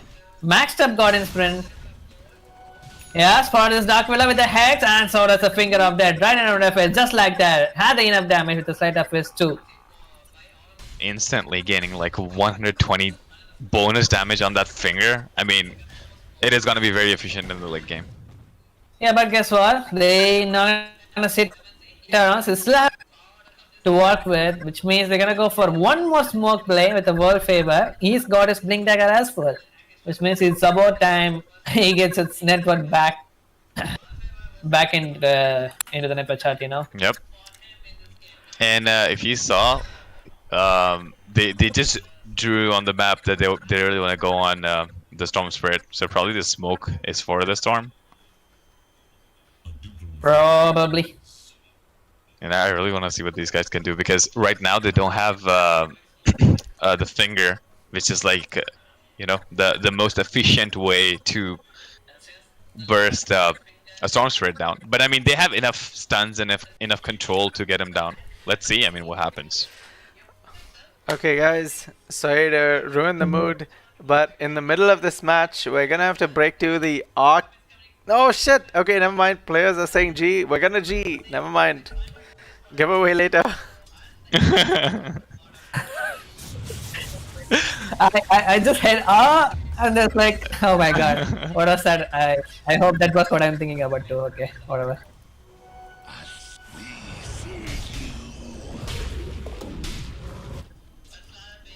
I mean, just like I said, they wanted to go for the storm spirit, but he already showed the lane at the bottom. Didn't want to go for the next wave too, but so they're moving towards the bottom. And like they spotted the slaughter at the mid too, but I don't think that could have been the target they really wanted to go for. He was super tanky. Look at this guy. So, K-Dog, did you? I don't know if you realized, Slardar did not go for the Satanic. Instead, he got a Blink Dagger. Oh, fawning out the Storm Spirit, but he had the essence. We're gonna use up a beautiful terrorizer, but this is gonna be enough. Ember, his life. Lion, so that's as well. And K here with the colors heading to the shadow damage. It's just so much damage as well, the base damage. They instantly lost 3 men for the Punishers and Edgy Bois. Like how you can do as much smoke play as you want, but these guys be like, I've got the right item timings with this arcade as long as he finishes the Manta style, which he have. Whereas the other hero, they need to be pretty careful against his silence too.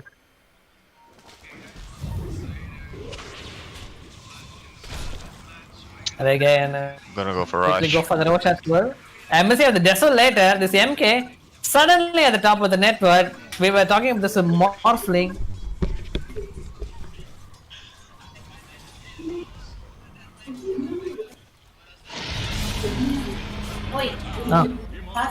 ஆமா சோமா grand finals பண்ணிட்டு இருக்கேன் சீக்கிரம் okay நான் பார்த்துட்டேன் கேட்டுட்டேன். And RNDM takes the Ages of Immortality. I mean, majority of the times, whenever there's a possibility that you can take the Ages early on, I mean, it always goes for the mid laner. Because mid laner has the potential to move around the map. All right, have DD, and I wouldn't even need to say so. Had enough damage to kill this Ember just like that.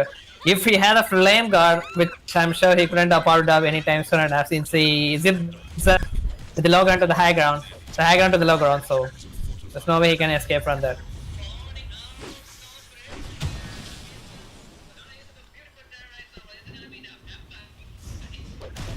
And looking out for We're gonna lose this theater tower for sure. No glyph. Whereas Worldfeb farming on the other side of the map. Just looking out for any gold that he can get. These could Team Punisher. I think they're actually having a hard time to getting the equilibrium back of the net worth because they are already 6k behind. Yeah, but look at the bottom. MK. With the bottom stack. I think good decision making from his side because he realized that there's no one else. There's no Lion. There's no Jakiro. There's no more catch. No steering chains. It is gonna be hard for him to like stun MK or like just control MK, and he did not had enough damage. And this is what I exactly love about mid lane. Meanwhile, the mid though, this time there's gonna be the Hex. The finger has been committed to, but they lost his first life only. Terrorize right out of the CSK, who's still under the Wukong Star, man. Do they have any detection to kill this warrior? No, he's gonna Burrow Strike away, and he's gonna get his Blink Dagger back in time, I guess. No, off mage, making sure to kill this SK right off time. Going towards the backline, who still have one more remnant left. So does another remnant, but Kareki, MNC can't catch this Ember quite well. And they all trying to get away from this mess. Yes. And you know, like at the bottom, like the reason why MNC, like the reason why he didn't use Epicenter, he right away knew that the MNC had a status resistance item. The Sanjay. Sanjay, he gave him the 12% status resistance. He thought something is off with stun duration and he instantly got away. Like he didn't finish it what he started. So this is exactly what I absolutely love about the game, because I mean, these players are like so high skill, they absolutely understand what's going on into the game, and they don't overcommit. I mean, sometimes you always make mistakes, but then, oh, Well, is it gonna be the mistake though? Gonna be the goal glimmer where the action. Oh, he's gonna dodge up the ice ball just like that. Gonna make sure to kill on this lion. It's gonna be one dead and Ember. There's nothing even about it. Oh my God, Koro says it is not like damage is coming enough to kill this Ember just like that. With nothing he can come in right on top of anybody. Kaneki, Remnant in front of everybody, but MNC had the chance to kill this guy with one bonus strike with under the effect of the Korosi haze. That's all it took, my bro. yep. And they are still holding the 9k net worth lead. If you look at the net worth chart, we have MK on the top side. We have 13.7k in his bag, and the second top net worth is 400 MD. It's just like, I mean, obviously we know that Storm Spirit is like one of the quickest farmers in the game. Oh, vibe. Looking at the top, can there be electric vortex? No, don't have the mana. Archmage set. Try for a long zip from the TP, but oh, they managed to kill up a Wolf with a triangle camp here. And Lich is gonna go down. Kaneki, make sure to use the kill with the sleight of fist, and he goes down.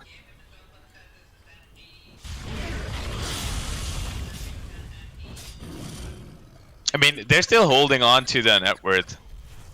Yeah. They will. Team Punishers will be having a very hard time coming back now. Like, they have to do a smoke play where they can probably, you know, take the monkey out. But it's very hard to kill this monkey now as well, because he has a Saint Yasha and then he's now going for a BKB.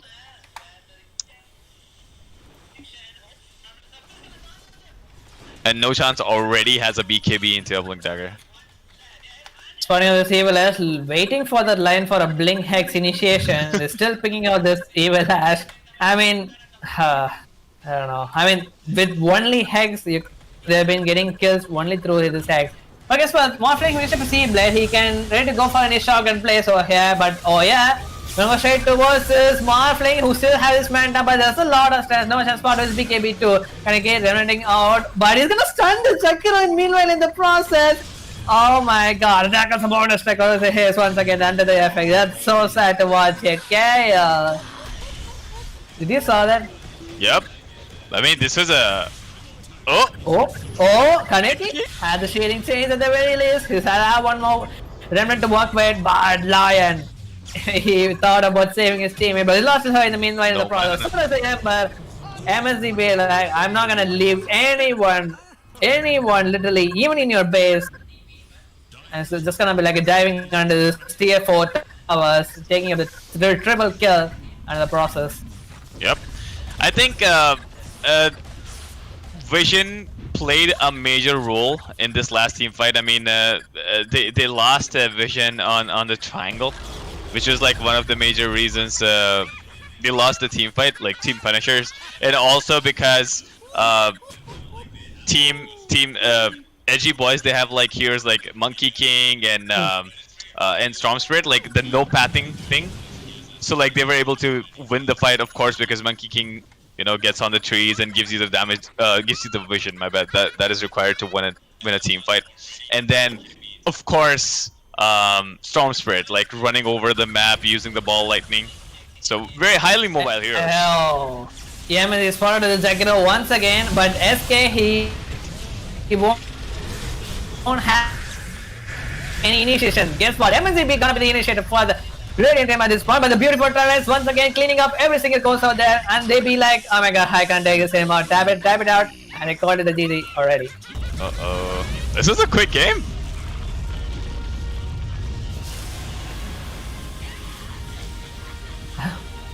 Yeah, so Easily. damn guys, I think the mid Ember not working out for Punishers. Punishers are upper bracket finalists, and I guess giving Edgy Boys a little more time to work with in the lower bracket with their drafts and sort of finalizing what they want to come with into this finals. But as a BO5, there is maybe one more game, maybe two more games, maybe three more games. That's up to Punishers to decide. But we will see you guys in the next game. As of now, it's 2-0 to Edgy Boys. Yep, one more win and they will be able to close the series. Whereas Team Punishers, they still have 3 more games to go.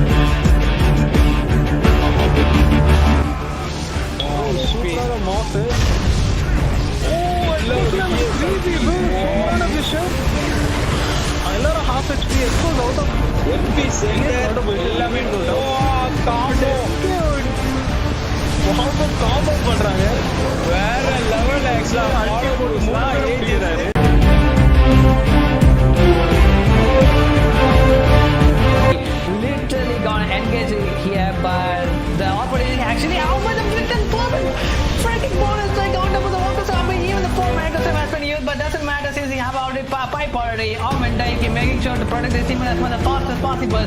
Double kill on his job.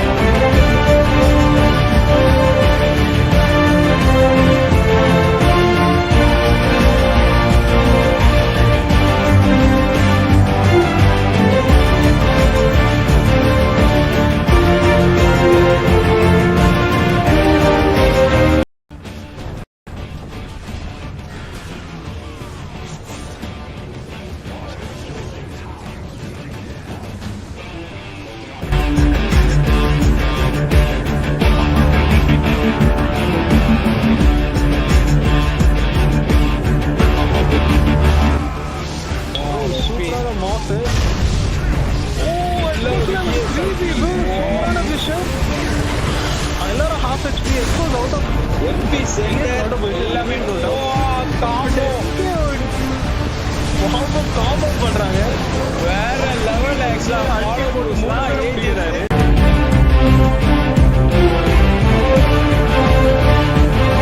Literally gonna engage here, but the opportunity actually out by the Blitzen Bourbon. Freaking bonus like out of the water zombie, even the 4 magazine has been used, but doesn't matter since he have already pipe already. Augment making sure to protect the team as fast as possible. Double kill on as a job above.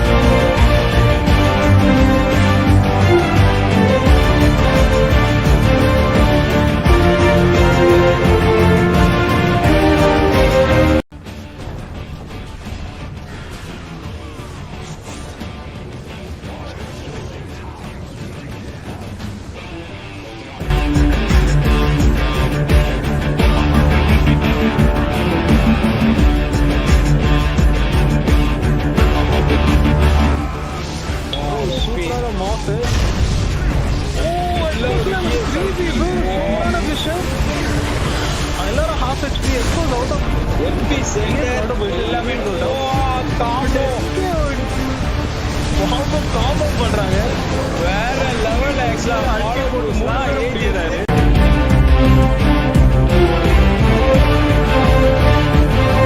Literally gonna engage here, but the opportunity actually out by the Blitzen Bourbon.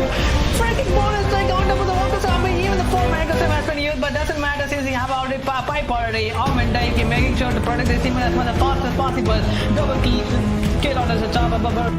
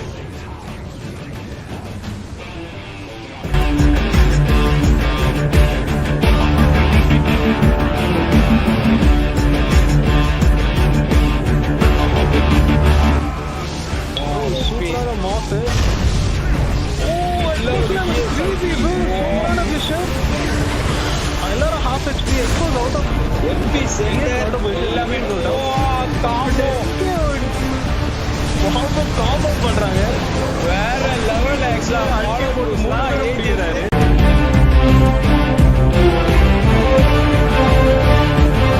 Literally gonna engage here, but the opportunity actually out by the Blitzen Bourbon. Freaking bonus like out of the water zombie, even the 4 magazine has been used, but doesn't matter since he have already pipe already. Augment making sure to protect the team as fast as possible. Double kill on as a job above.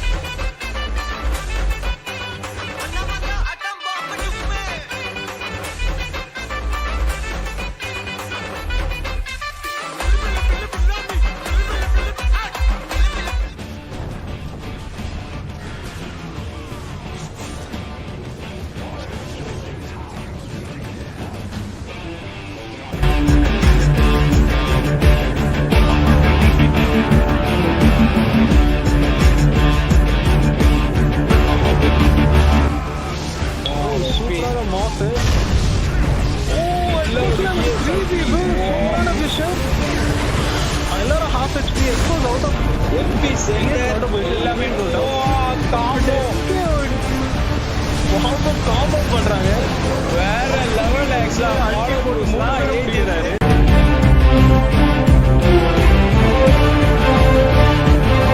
Literally gonna engage here, but the opportunity actually out by the Blitzen perfect freaking bonus strike out of the water stopping even the 4 minutes has been used, but doesn't matter since he have already pipe already.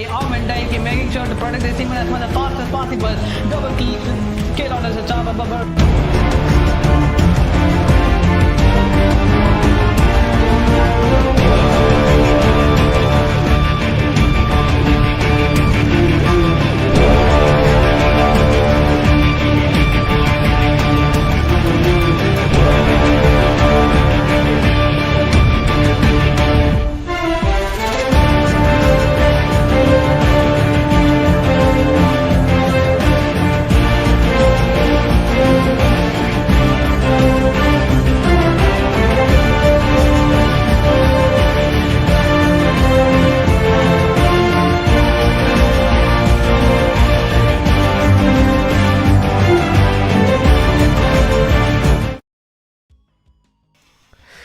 Alright, boys, we are back for Edgy Boys versus Punisher Game 3. There's a bit of a bug in the graphics. So it's not Punisher 1-0 for Edgy Boys, it's actually Edgy Boys 2-0 over Punisher. So this could be the deciding game. This might not be the deciding game. We might have maybe another 3 games, but who knows. But ABH1 is back for Team Punisher. He had some PC issues which made him go up to the local internet cafe from where he's playing right now. And Punisher gonna ban out the Pango and Kotl, while Edgy Boys banning out the AA and Nyx. Edgy Boys also first picking an Abaddon, preventing any stuns or probably going for a more defensive safe lane, while Punisher opting to go with a Grimstroke. Very staple Kyle hero. With me on the casting panel once again is Odog and Verdlin Bade. Right. Thanks. Well, both the teams have started with like a new set of heroes, I guess, the Abaddon and Grimstroke, like trying for a new, but the Grimstroke isn't actually new for the KL, it's more like one of his signature hero. Usually the Oracle, Keeper of the Light, and Grimstroke are his signature hero, and there we go forward. Alright guys, draft seems to be taking a while, so we're gonna jump into our audience's favorite activity, which is giveaways. In fact, this time, since Edgy Boys are up 2-0 and this might be the deciding game, we're actually gonna go ahead with the Arcana giveaway, which is the Techies Arcana for, you know, TNDL Veddi season. For those of you who don't know, Veddi in Tamil actually means firework. And obviously, since I'm from Chennai, and that's where all of this passion originated, Veddi season is basically fireworks season. And for this giveaway, so far, we have 46 entrants. By the way, if you haven't given your name yet, you still can. There's still time for the Void Spirit set giveaway. So please put your name in, share your 2 friends. They might not be Dota fans, but they might help you get a Void Spirit set. So share those names. Anyway, 46 names. We're gonna do a roll to see who wins the Techies Arcana this time.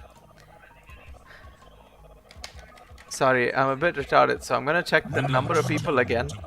The number of people is 46 / roll space 46, and our winner is number 4. Oh my god, who is number 4? 1 second. Oh, ignore the chat between me and whoever that was.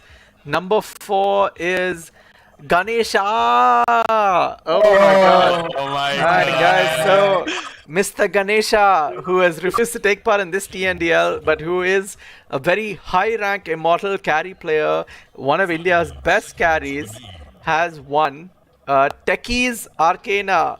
So yeah, I mean, his hero pool is mostly Lycan and Naga and all those boring illusion heroes, but he's won Techies Arcana. So guys, if you don't have him in your friend list, please add him to your avoid list, because if he's in your pubs and playing Techies, you don't want that. Back to the cast, we have Odog and Verlin Raid. Yep. So guys, back into the draft. I just want to talk about again the Mantle Illusion hero that Edgy Boys got, the Terrorblade. So I believe this is gonna be a Terrorblade carry, position 1 that we usually see, and they also ended up banning Phantom Lancer and Legion Commander. Whereas for Team Punisher, the next 2 bans after the 2 supports or Cowlins, most favorite heroes, he just went into Invoker and the Storm Spirit. Last game, we saw what Storm Spirit could do. We saw what Invoker could do the last 2 games. And I believe Punisher are learning the new heroes that they're supposed to ban. I mean, not the new heroes, because Verlin and me and K-Dog, we were talking about the same thing last time, that these are like signature heroes of RNMD. So like you would expect him to pick these heroes and in the games. Like you'll see these heroes coming up. So I want to ask Verlin, what do you think of the Skyrat Mage and the Grimstroke? Like, do you like the combo personally? Do you think Skyrat could go mid, Skyrat could go position 4, and if went mid, how destructive it could be? Yeah, so like so usually Kaneki, I don't think like he would love to go for like any nuking, like only nuke based mid heroes. So this is probably gonna be a Skyrat Mage for sure, Phosphor for sure. So, and I'm not pretty much sure of the Grimstroke into the Skyrat Mage combo, the Soulbind into the Mystic Flare. Yeah, the damage is too high, but and so does like the magic reduction from out of it. That is too high as well. Yep. But it's pretty much not reliable. I think that's what I think. Like he can use like the double spells, double silence, which is pretty good too. But right now they're gonna face up against like a Terrorblade, which is pretty rough. Like the last 2 games they have banned this MNZ's favorite hero, but like now the Punishers they targeting this Orc Mage, so they banned up all of his mid heroes so far. Void Spirit is still left though in his signature pool, but they're gonna leave this Terrorblade, go on a rampage freely. So I hope they will get like every single kill this hero in this game. Let's see how they're gonna work with this. So Night Stalker coming in from Team Punisher. So I think World Fev again. And I personally felt like World Fev is a very efficient player. I mean, he knows exactly what to do as an offlaner, like we were talking about in game 1 as well, in game 2 as well. He was somewhere on the net worth lead chart, and I think that is what an offlaner is supposed to do. I mean, you just get the early items, like K-Dog was talking about, how important it is to itemize on an offlaner so you can make space for that safe laner. So I felt like World Fae is like he played pretty good for the team. He did pretty good for the team, but unfortunately, by the end of the game, they were not able to pull it off. The 2 more bans that I want to talk about is Kunkka and Lina. What do you think, Verlin, about Kunkka and Lina? Do you think these are like both the mid laner bans, or like, because I believe you said they're looking out for a mid pick now? Well, I'm not sure about the Edgy Boys, but Punisher surely gonna look for a mid pick. Well, Lina, there's a loss of a high win rate in this tournament, and this hero is pretty easy to play. Like you can even go for like a full nukes, but you can always like change yourself into a physical build to like like for after the Agnum Scepter, you can just start getting up like MKB, Daedalus, and this Lina pretty much you can go whatever he wants. It's like just like another core who can get a tons of farm as well in the network. Alright, so this is gonna be a signature hero for No Chance. I know he plays a lot of Darkseer. So Darkseer, Spirit Breaker combo, goodness gracious, this is gonna be hard. Darkseer, Bara, oh my god, this combo is pretty old, but still. Oh, Punishers. Once again, I'm gonna go for this Morphling, but this time we got our ABH1 back. in this game 3 for the Punishers. Now ADP left, been replaced again. Oh, Morphling again. What do you think about this hero? I mean, you definitely cannot. You know, it is hard to kill. It is hard to kill Morphling in the late game. Like mid to late game, once you get the Manta, if not the Manta, if your laning phase goes well, and then you're able to farm the Morbid Mask into Ghost Scepter, and then you get a couple of minutes here and there to just get the Ethereal Blade early on, it is very hard to kill a Morphlings. I mean, you can just burst out all the backlines and then get onto it. But I mean, talking about this particular game, I think Morphling is gonna have a hard time because the shotgun build is not gonna work out. Darkseer is a strength hero. Spiritbreaker is a strength hero. You cannot burst down Abaddon. Terrorblade will not show up in the fight without the Metamorphosis. Even if he goes for the shotgun build, I'm pretty sure they're gonna go for some kind of magic resistance on the Darkseer or the Barathrum. And Barathrum being the a Spirit Vessel carrier, it is gonna be a hard time for Morphling. Also because Punisher decided to pick no stunners or like I mean, like you said, Grimstroke, Skywraith, Mage is not really a reliable combination of the two supports. So I believe Morphling is gonna have a hard time. But I mean, let's see how the game goes. Well, I want to say this in an alternate way too. Like right now for the Radiant, they don't have much stance. Yeah, Spiritbreaker has a broken bash thing, but still, Edgy boys don't have any stance. They don't have any disable to catch this Morphling in a team fight. Whereas Morphling, he won't be able to kill anyone either, but he will have a lot of time to think about how to take the team fight. And E-Blood might be a shotgun, it might be a nuke, but still it's like an agility item only. Okay, so it's not like just because I bought an E-Blade, I'm not gonna go for a level 5 tag and a full shotgun combo. No, not like that. He's still gonna go for like a Scaria, Butterfly Blades, SNY or something like that. So it's still included in a physical build. It's just like one quick power spike for a Morphling where it won't be like only doing the full farm thing, but it can start killing people as well. That's the only thing though. But look at this. There's an Ember Spirit right now. Edgy boys, they have picked up a mid Ember, which is once again like Morphling love to morph into an Ember Spirit in every single team fight as well. Yep. So in my opinion, Morphling still have it. Like this is a really Morphling game for him. And also what I see here is RNMD should be very, very confident on that Ember Spirit. Oh, all right, a Timbersaw. So what I was saying is he should be very confident on that Ember Spirit, because if World Fev got the early Blink Dagger onto him and the Crippling Fear, Ember will also have a hard time.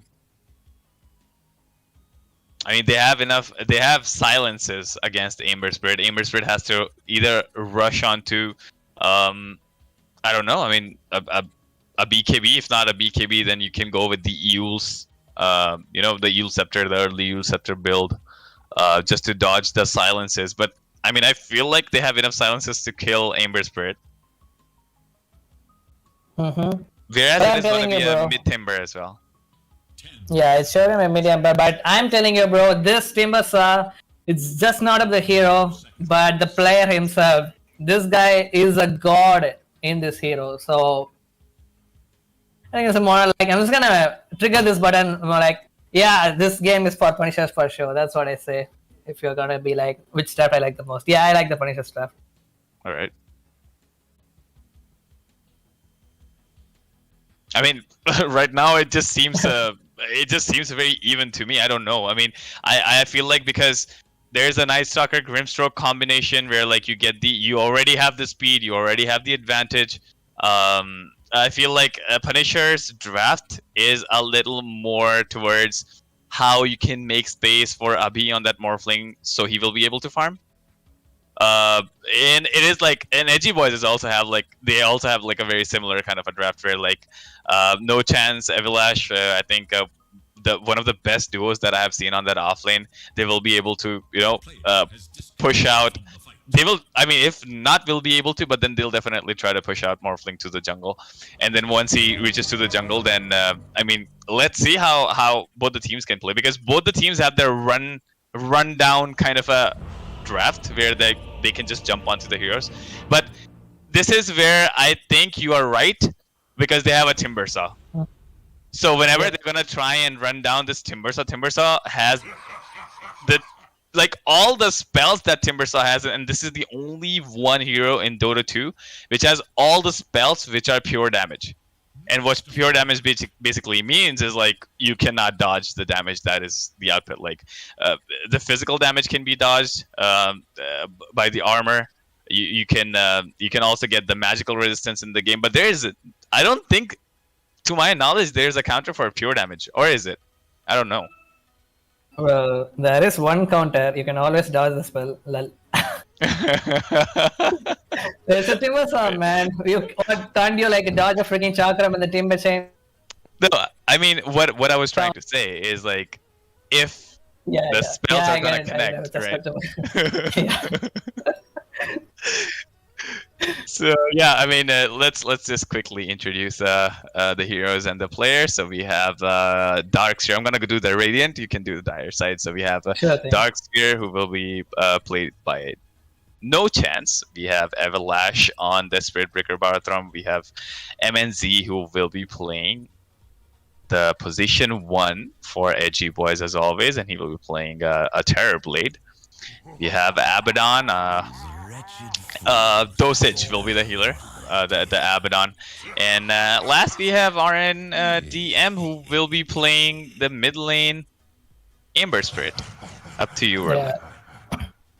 Yeah, going with the Die team, Punishers, Kaneki. We think another signature hero is more like a god, Timbersaw. Okay, guys, we're also gonna go ahead with the final giveaway. Just in case, I mean, this might be a trio, it might not be a trio, but just in case it is, this is a mid Timbersaw, by the way. But on a separate note, going with the final giveaway, we have the Void Spirit set, right? And we have 47 entries at this point. So we're gonna roll to see who wins the Void Spirit giveaway. And the winner for that set is number 32, which is Aniket Siddhartha. So Aniket Siddhartha, please message us on Instagram and we will get you your Void Spirit Ultra Rare set. Wow, man. Congratulations, Alright, dude. back to the casters. Yep, continuation of the introduction. Kaneki, the mid Timbersaw, World Favor, playing with his Pos 3 NS, Night Stalker. KL on his signature Grimstroke as a Pos 5. ABH1, we got him back. Yeah, playing on his Morphling carry. And finally Madness on his Skyrat Mage, Pos 4. I like how players have kind of decided to just pick up the 2 runes and get away, because like no Tango's burned, Yep, no First Bloods. No.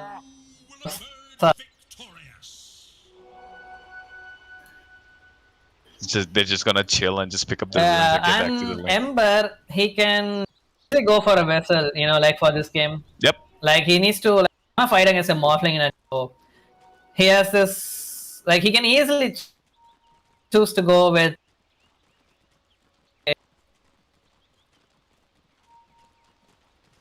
a quick Maze Storm or even a vessel, Yep.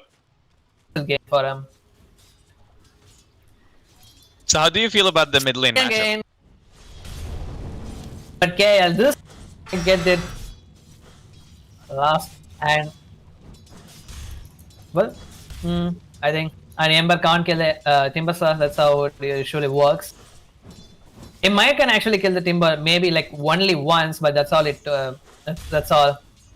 Once he reaches up like level 6, you can always get him out of the lane. Like he's already doing just with one whirling death.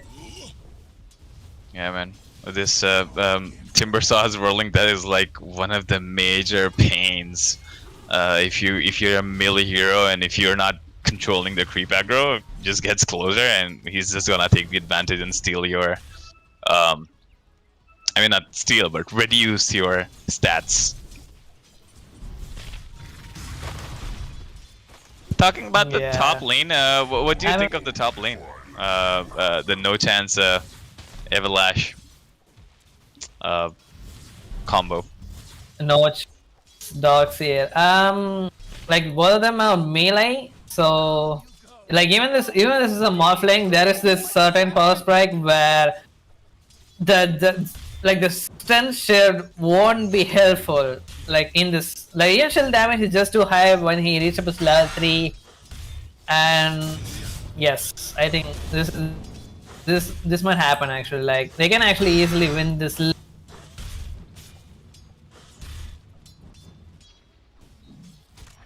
Meanwhile, the Evil Ash, he took one full lane all by himself to reach up to level 2 as fast as possible. Gonna pick up the charge, which means he's ready to go. Like I think he will be trying to go for a charge right after the small flank since he's still level 2. I think that might happen. Gonna take up the water drone by the Magnus getting it for sure. He did the last game when he played a Lion. And Kaneki right now leading with 17 last hits to 12 in the favor of RNDM.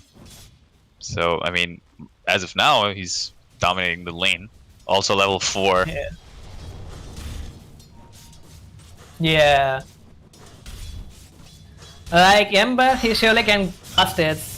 Like, but the Timbers are like when you're even like very close to the waves, he will deal so much damage with his whirling that he won't even let you stay even like for a few seconds at all. Like this guy is gonna completely keep on harassing you little by little. Like keep on like, yeah, regret your decision now. Regret your decision now. You need to say, this is my lane, get out of my lane. That's what he will be keep on saying. That's what Kaneki does every time he plays the Timbersaw in the mid.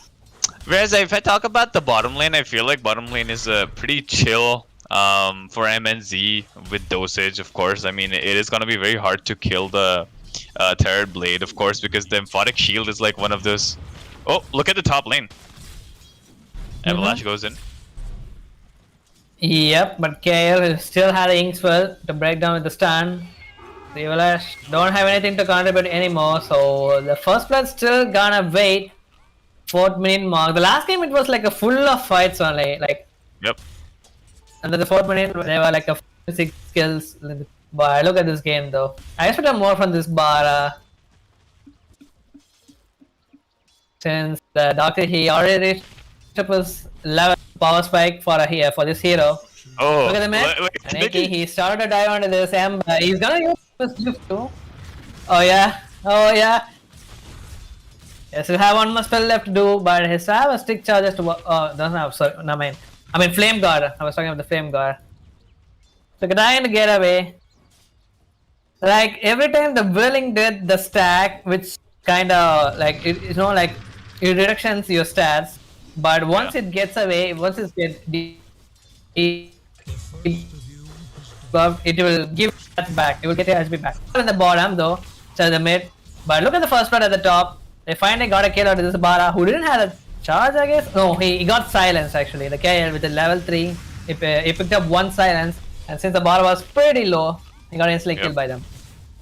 Oh, you need to be pretty careful too. No chance. Going for more. That's a maxed up waveform too. That's high. When I get up the no chance dark here as well. But guess what? Bara is at the bottom right now. They might have tried to go for a train in, I guess. I mean, doesn't really need to do so since the TB has a lot of armor.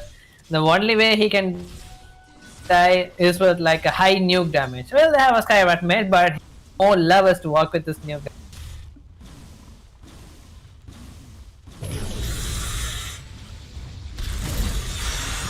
Kaneki again with the help of Madness. The slow. Oh, Yeah, remnant hit. Yeah, Osho is there with the heal, with the shield too. But Kaneki pretty low. Is it gonna be enough to take him down though? Gonna go with the triple remnant. What? Oh, you're kidding me. Literally using every single anger upon this Timbersaw Archmage. Gonna use up the Slater Fist. Oh my god, the heal. At the last minute mark, so that's the shield. I'm gonna help him away as for one more heal too. Just like that, saving him right under the depth, right under his nose. Not gonna leave this Ember to death for the Skywrath mage. Yeah, man, Dosage is like last second. healing so much. Like I said, Emphatic Shield is like such a strong spell. You instantly debuff, you heal. Man, I absolutely love Abaddon on that position 5, man.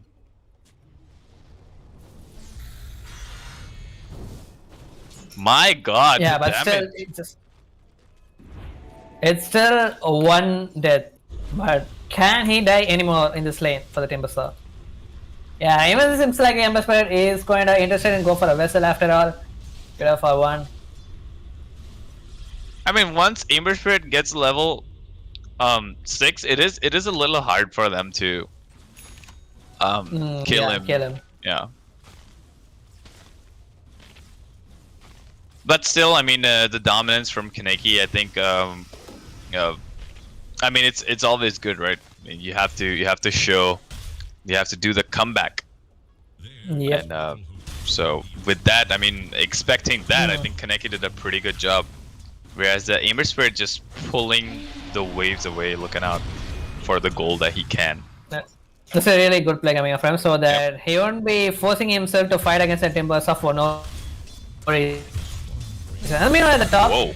Nocha doesn't have a wall since he already used it, I think. So it's a TP from the Madness. Make sure to get a kill on these 2 people already.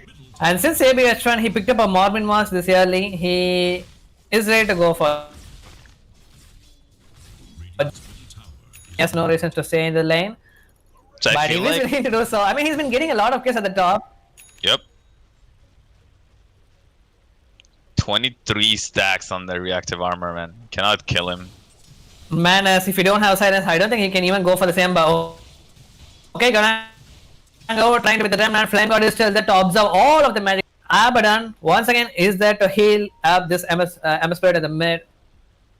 But Bara trying to go for a bash which will push him away towards his teammate, but all favor is there. Still have a target everyone to use it. Go straight on with the Abaddon though. Oh yes, Kaneki is there with the Chakram to slow things down with the Abaddon, but the void damage is there. It's enough to kill this guy for sure. Bara trying to get away with the charge. Is the Science gonna cancel the charge? Well, no. He's gonna cancel the charge by himself as well. We didn't see that interaction. Interaction. That was like, I don't know, man. The Phantom was like stopping in the middle and then chasing him again. Weird interaction. The rune of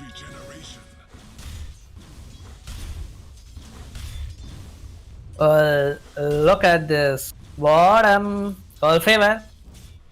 With the man is gonna go for a smoke play. I think they kind of interested to go. They're gonna seek their way to get this TB. But meanwhile at the top, they finally got a kill on this Morphling. Oh my god.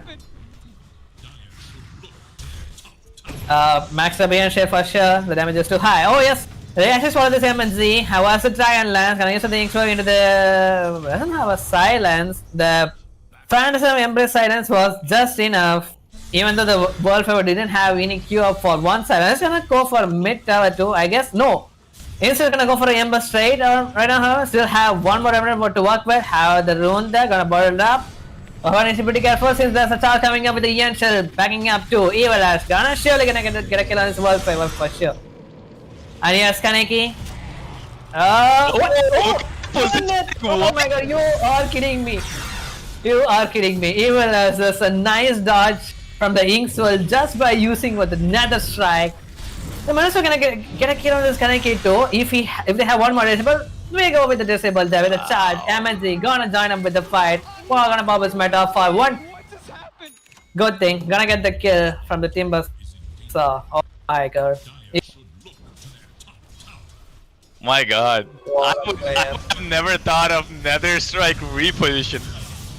Oh my god. He tried his best to the one full wave of the Slater face, but the duration was just not enough. Man, I still had one more fucking bird to get on right on top of his amber, just like that, lost his life there.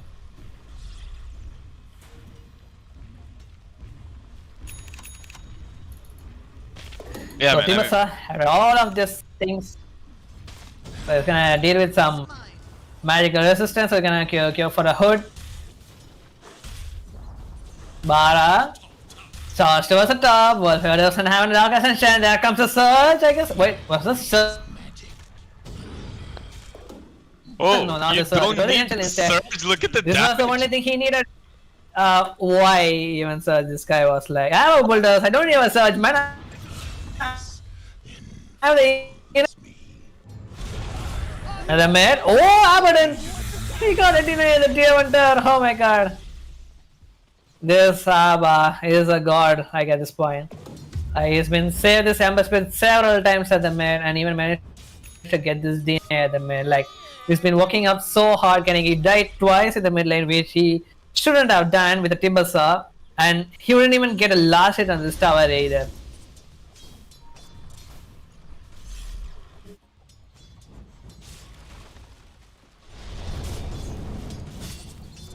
Tribute to my house.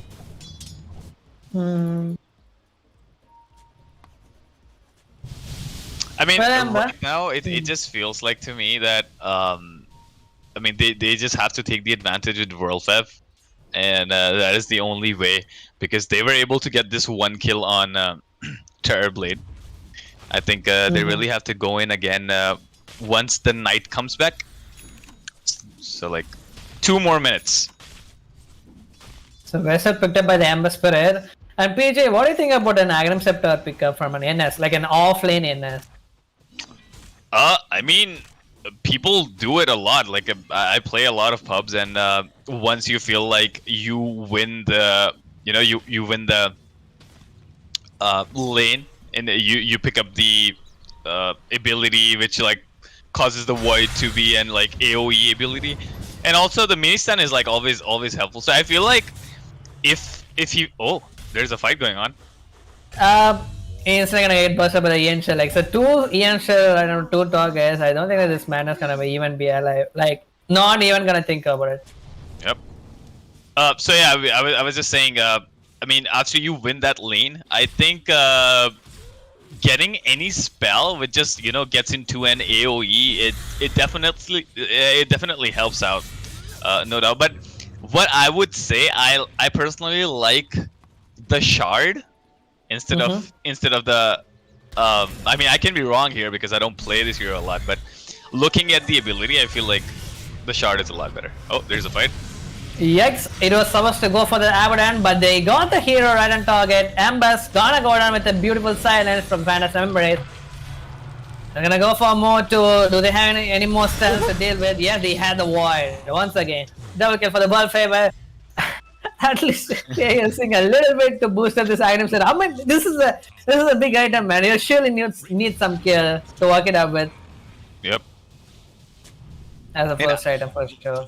I personally find the shard on the Night Stalker very strong, because you see it says Night Stalker can cast Hunter in the night, and it consumes a creep instantly killing it and restoring 35% of the Night Stalker's maximum HP and 25% of the mana. So I mean, just think about it. When you have to play like an offlaner, when you have to just go in, it works like basically Kling's ulti, if I'm not wrong. It just gives you. I mean, in the other way, it just gives you more HP to survive. So Yikes. Borrow time. Got back in time at the last second there. Could have killed them, but didn't have any follow-up. and I mean, as we both are support players, how do you feel about the nerf on Grimstroke? it just takes more time now to stun with the Yes, well. yes, yeah. The Inkswell, the extra 1 seconds on top of it, it kinda not sure, but we can't even time it out anymore, dude. Yeah. Oh, Oh, as a Kenny huge was kill. alone. So much more. Oh my god. He's literally losing his all. They gave so much That'd be damage. like. The Spirit Yep. Vessel is up, so I mean, oh, here comes one more. So does Amanda though. Inkspell with the silence, yes, beautiful. That's the what it takes to kill an Ember Spirit once again. Even if they lose the 1 hour main laner, and so does Edgy, but they will lose the mid laner as well. They're gonna go straight out of the Sea Bara as well, and they have. Oh my god. Can you believe like this Grimstroke is the one who's actually getting them every single kill? Yeah, I mean, Like the silence. The silence, It's been doing so much work. I wasn't expecting that silence will be able to pull off so many kills because I mean, of course, it's not a it's not a very reliable silence, and you can just get it off in like 3 hits. Yeah, the project is so slow. It can be, like just by hit you can dispel it, and well, still working up with no stuns somehow. But Punishes just a few stuns with the wide, it's like mini stun. There won't be enough either. Radiant's bottom tower is I mean, the Phantasm, it really works well when you use it on the target and then the target gets stunned, or like when it's like in a Ghost Scepter form, like a Decrepied or something like that, or even when he gets disarmed. But they don't have any stuns, but they still managed to getting a kill on this guy every single time. Oh, wait a minute, Ember!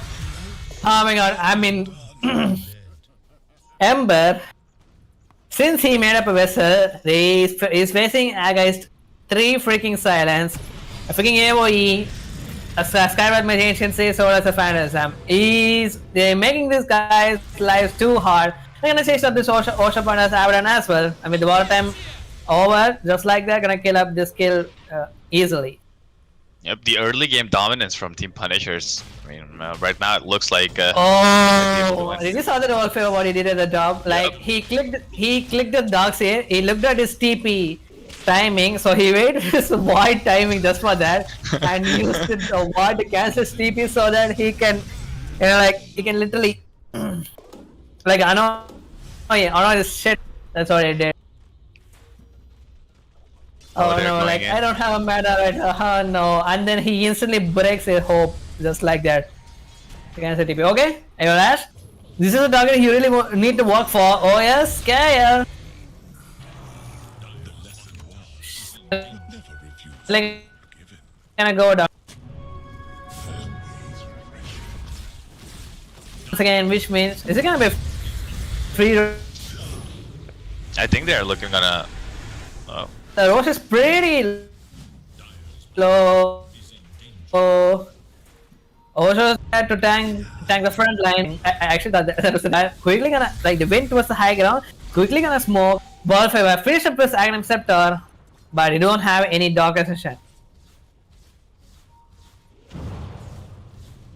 But MNZ already bought this meta, have a Manta if you want to use it too. Have a source to work with. Ember, with an aggression remnant, gonna searing chain out of all the creeps. Skyrat Mage is gonna be the first guy to get caught in the searing chain. What the hell? It was gonna be 5 and wide. For the Wolf of Aggression is gonna be used. Yes, Adaptation gonna clean up the Dark Sieve at the very least. It's gonna go down. Santa has been used to. Returning out. Safety remnant, but Skyrat instantly gonna buy back, come back to the fight, I guess. But Wolf is not interested. He's gonna go back to the base. Evil has just gonna scout it out with the charge, not really interested to go for it. Yeah, they checked it out, there's gonna be road, but then Kaneki, he wanna punish this guy. But the shield was still there to absorb maximum amount of the damage from the adaptive strike. Okay, now, will they be able to do it right now? ABH man, going for it. Come on, Edgy boys, is there any of the cards left to snatch up these ages? Maybe? No, no more cards. Yes, Morphling, he picks up the first stages of the game. I don't know. I felt like Kaneki should get the Aegis because he will be like tanking and taking in all the damage, whereas Abi can just right-click them down. Yes. I mean, this is what I feel. I mean, majority of the times, whenever you see the games, you let the mid laner pick up the Aegis because you always have the level advantage. But here, I mean, right now, because maybe Abi has the advantage and they just want Abi to go in, they're just letting him do that. Whereas Worldfave and Kaneki, they are like tanky enough to go uphill. So I felt like they could just take the Aegis, take all the damage that they can, and then let Abi hit from behind. Alright, so right now, the Edgy boys, they're kind of losing.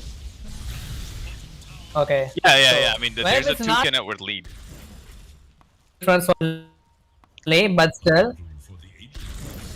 Yeah. Just, it's not like a difference. We have seen like, like yes, Edgy boys, like throughout this tournament, like whenever they are in a dire state, they always used to do like the split push, like the no chance. Like no chance, he loves the bottom line. He always try to do the split push with some kind of bootstrap travel, like any fast MS mechanism. Since they have a dogs here, he can always get back to like one lane to the another easily. So I mean, Evil Ash and No Chance, this is what they used to do, like split push harder for the for enemy team. The easy top tower, no defense. Yeah. And Ember, MNZ is a he little really needs his behind. BKB as fast as possible. Yep. And also MNZ is a little behind. Oh, we're gonna see ya. Okay, run. What? Oh, that comes like morph into a Doxy. He uses the vacuum there, but he's got his surge already backed off. So AVH1 gonna clean up the Doxy, who's super tanky.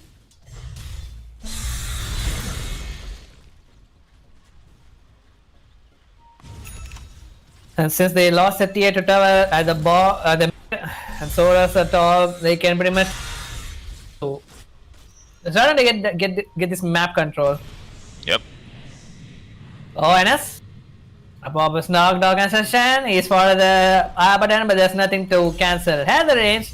Try to go for this animation. It's not gonna connect to right now.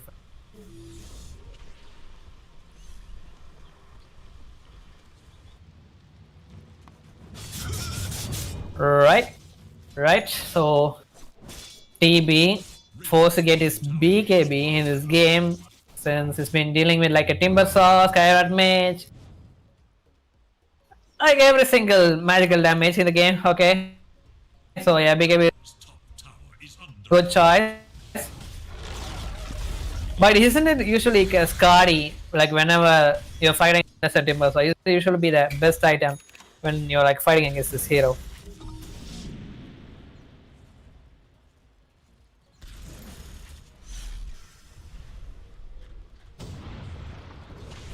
Seems like it's a Bara Kyoto for a BKB, he is rushing it.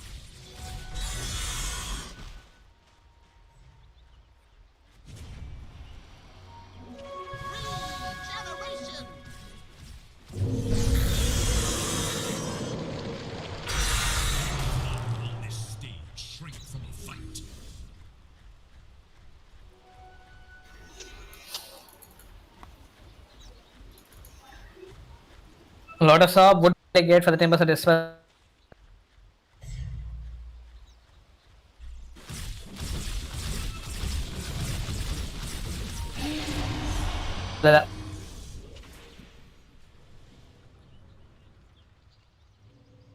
West really needs to the Agnum shot from the bottom.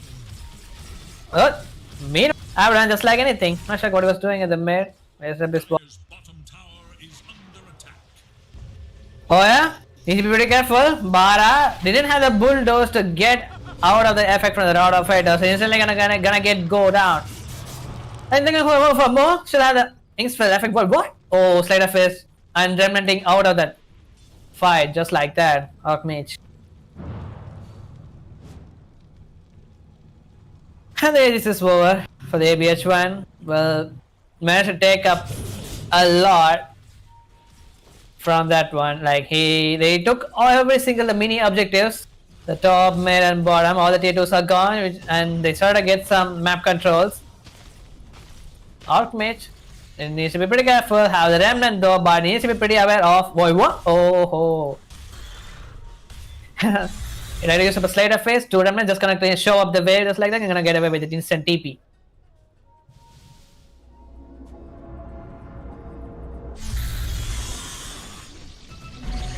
Bara with a charge, gonna go straight up this Kaneki, no chance is there. But this is still not enough. This is not gonna be enough for them.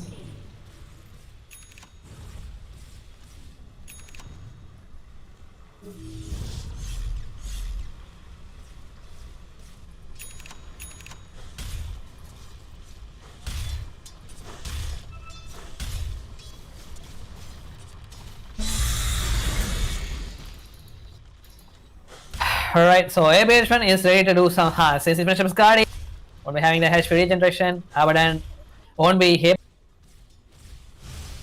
Rod of Haters finish up by the mana, which means we can solo kill someone. But I don't think that there's gonna be any target anymore since the Arc finished up his BKB. They're gonna go straight up this case. He's gonna input the target. For the Radiant, yes, Osho instantly gonna pop his borrow time there, but Gale gonna lose the first life. We can expect a buyback from him, but if he had one though, yeah, no. I don't have the buyback. Instead, he's gonna buy up a shot. This maybe not be the fight they really want to look up for.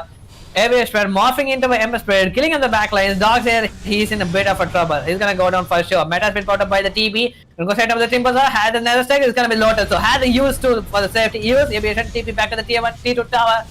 With the E-Blade combo, gonna make sure to get a care under this Bara as well. So we're gonna hear ABH go for a head and match fight under this Arc Page into the with the rest of the ball. ABH need to be careful. He's gonna use the May farm, but Meta, he's gonna get has crystallized damage. But Wolf, he's gonna tank up a little bit on his MNZ, but this is under.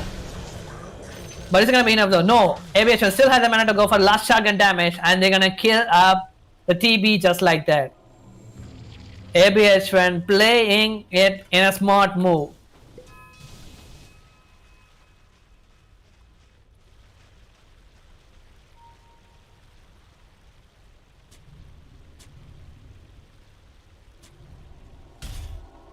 The 3 dead, like the 3 cores, somewhat like a 5-man wipe for the Edgy boys. They're not looking for anything for now. They're gonna take the map control back and get out of the farm and try to get up there, get fired as possible. Maybe they'll wait for the next shot. It's gonna come in less than 2 minutes. The dogs here got a blink dagger, working up for a BKB. Since there's a lot of magical damage which he needs to work for. And this seriously need a 4-staff, man. Like they're dealing with the Skyrat made a 4-staff against the Yingso combo, like there's an NS with the blink dagger. A 4-staff would be really beautiful for the Radiant if they go for 1. Hence an E-Blade combo to force up the borrow strike. Borrow time, but they had enough MS to chase him down and kill him just like that. Osho gone down once again. And with the DD picked up by the ABH1, which will still have a lot of time duration, and go for the tier 3 tower. And they do. Still waiting for it. Like there's no creep wave. Yikes, the reflect damage is too high. Oh, Evil-Ash, you should be pretty careful. Add a bulldoze with the help of status, so does the BK. We're gonna pop it out just like the Evil-Ash. He is, oh my god, he literally right clicked him to death, ABH1, just like that. He didn't even see that he was instantly dying with the amount of damage but the morphling has been causing to him by the Ember. He's been doing his best to cut, and gonna move towards the bottom too. 10k lead Punishers, they somehow coming back to this game with the ABH1 back with them. Didn't go well for either the game 1 or the game 2, but they're pretty strong right now. Cyanic picked up by the AB for the Smurfling and cured for a Butterfly. Butterfly would be really great against his TB since he cured for his card is the next item. Or more like the Daedalus too on the later part, maybe Hurricane Pike as well. Just like I was mentioning about this 4-staff.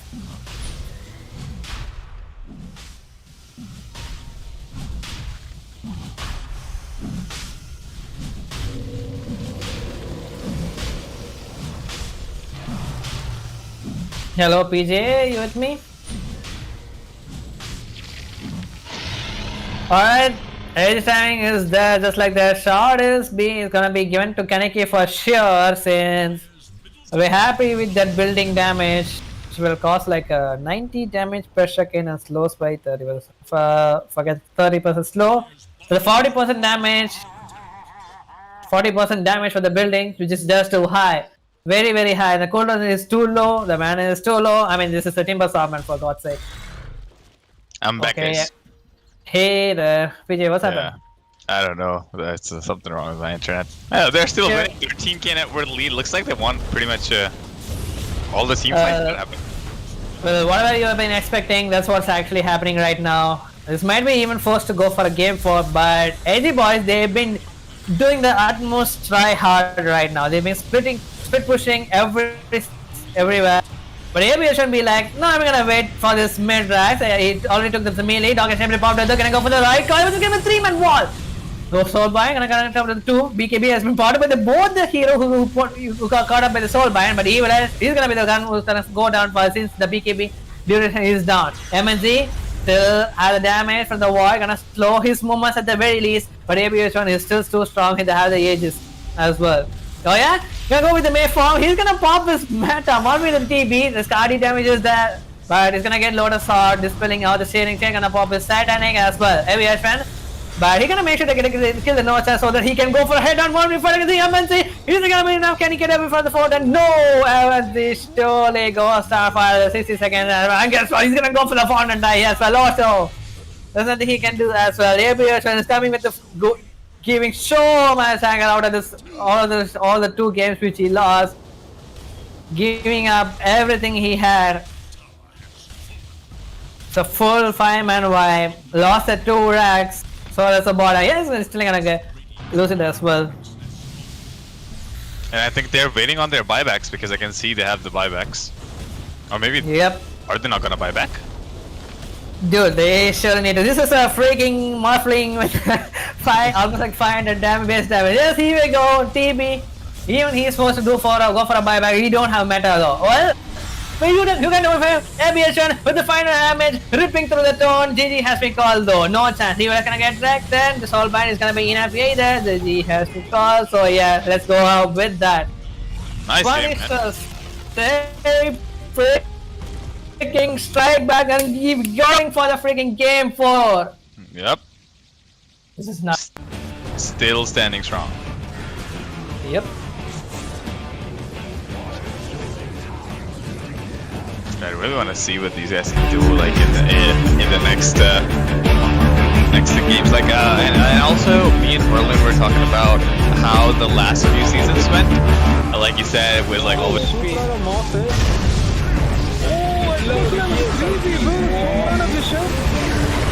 I love a half HP expose out of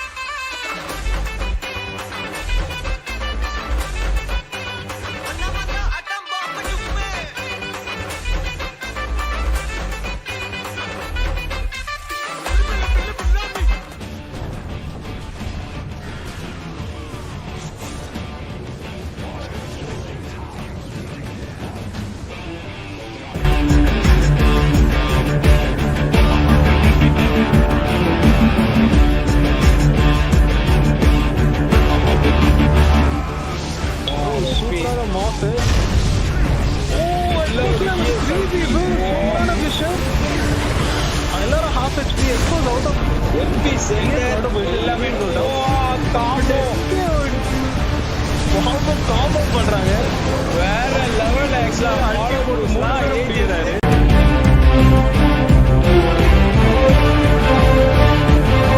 Literally gonna engage here, but the opportunity actually out with the freaking freaking bonus like on top of the water. So I mean, even the 4 microsem has been used, but doesn't matter since he have already pipe already. Augment Dyke making sure to protect the team as fast as possible.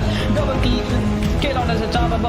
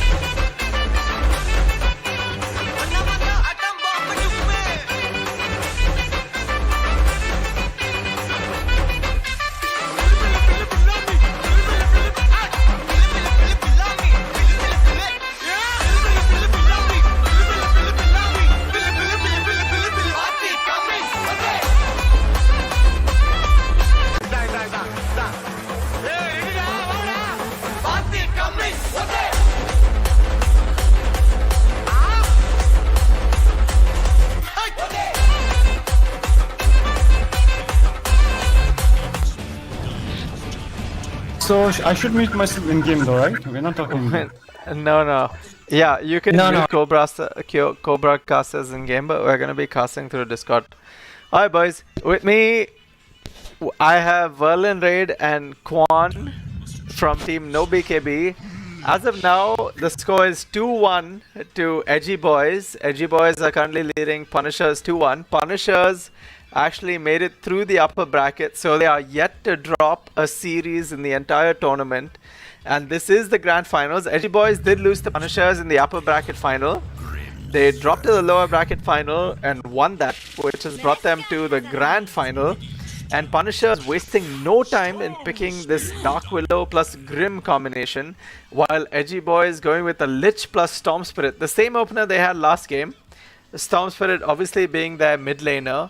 So They did this in the second game also, man. They're sticking to comfort picks, man. They banned out Nyx and then they just picked up their Storm Spirit Lich. They did in the second game, right? In which they stormed. yep. Like, So they see a Nyx Assassin ban. Do you think that has anything to do with this Storm Spirit pickup? A Nyx plus Cortal ban? Or do you think it's just like a... I mean, it doesn't matter what you pick, we're still gonna play you out. Because, once again, Edgy Boys do have the option of banning like a bunch of carries. They banned Queen of Pain, ensuring Storm Spirit has a decent lane. And if they ban Anti-Mage after this, it means that the Storm Spirit is basically gonna have a free game by any good Storm standards. yeah, but I feel like being in the backseat of this game, Punishers, like usually in all their drafts, they would pick like open with a core at the second pick. But I think just because they're on the like this is their final game for them, they have to secure this win, right? So they're trying to like hide their cores. I think they want to pick maybe have a better laning phase for the cores. That's why they pick maybe open with their post 4 and 5 though, which usually they don't though. So changing up their strats right now, and the Edgy Boys are quite confident with the one game lead, right? And Well, they didn't ban at the AM, so what's gonna happen now? 10 seconds remain. 5 seconds. Like the thing is, going into the tournament, like TNDL season 4, there were 22 teams, man. Like a lot of new teams came to, and then at the top of their mind, right, the top favorites were randoms, Edgy Boys, and Punishers, man. So, like, I'm a bit sad and upset that like the favorites did make it to the finals, but not surprised though, but a bit sad that underdogs couldn't make it this far though. But still, when you're the best, man, you can't help it, man. So right now they're gunning against each other. Like Punishers are an old team, but I feel like Edgy Boys. I think they're just a new team, first time playing together as 5, right? Osho made, I think. Osho no chance, right? Or am I mistaken, man? Yeah, that's true. Yeah, like so they have a lot of potential, man. Because they have been playing a solid Dota, man. Like we faced them also, and like they were really good. They're like, even though you can see a bit weak, like weakness in their game team. I'll say like team gangs, right? But then because of their higher skill plays, right, they just make up for it, man. Like even if they're in the backseat of the game now, they start like outplaying the opponents by how do I put it, man? Like split pushing and then just catching. Like their supports will be like roaming supports, and then they'll just be catching them left and right. And by this, like they will be able to make up with the lack of team AOE skills. But then in this game, they're meeting up against Punishers, who man, like are the top Indian team right now. So I feel like the skill level is dead even in this game. It's more on the team gangs and stuff, man. So let's see. Well, Punishers, they 3 in a row got all of their signature heroes which they wanted. Just like the KL, Grimstroke, Dark Willow, Madness, DK, World Favor. What could go wrong for the Edgy Boys in a draft anyway? 5 seconds.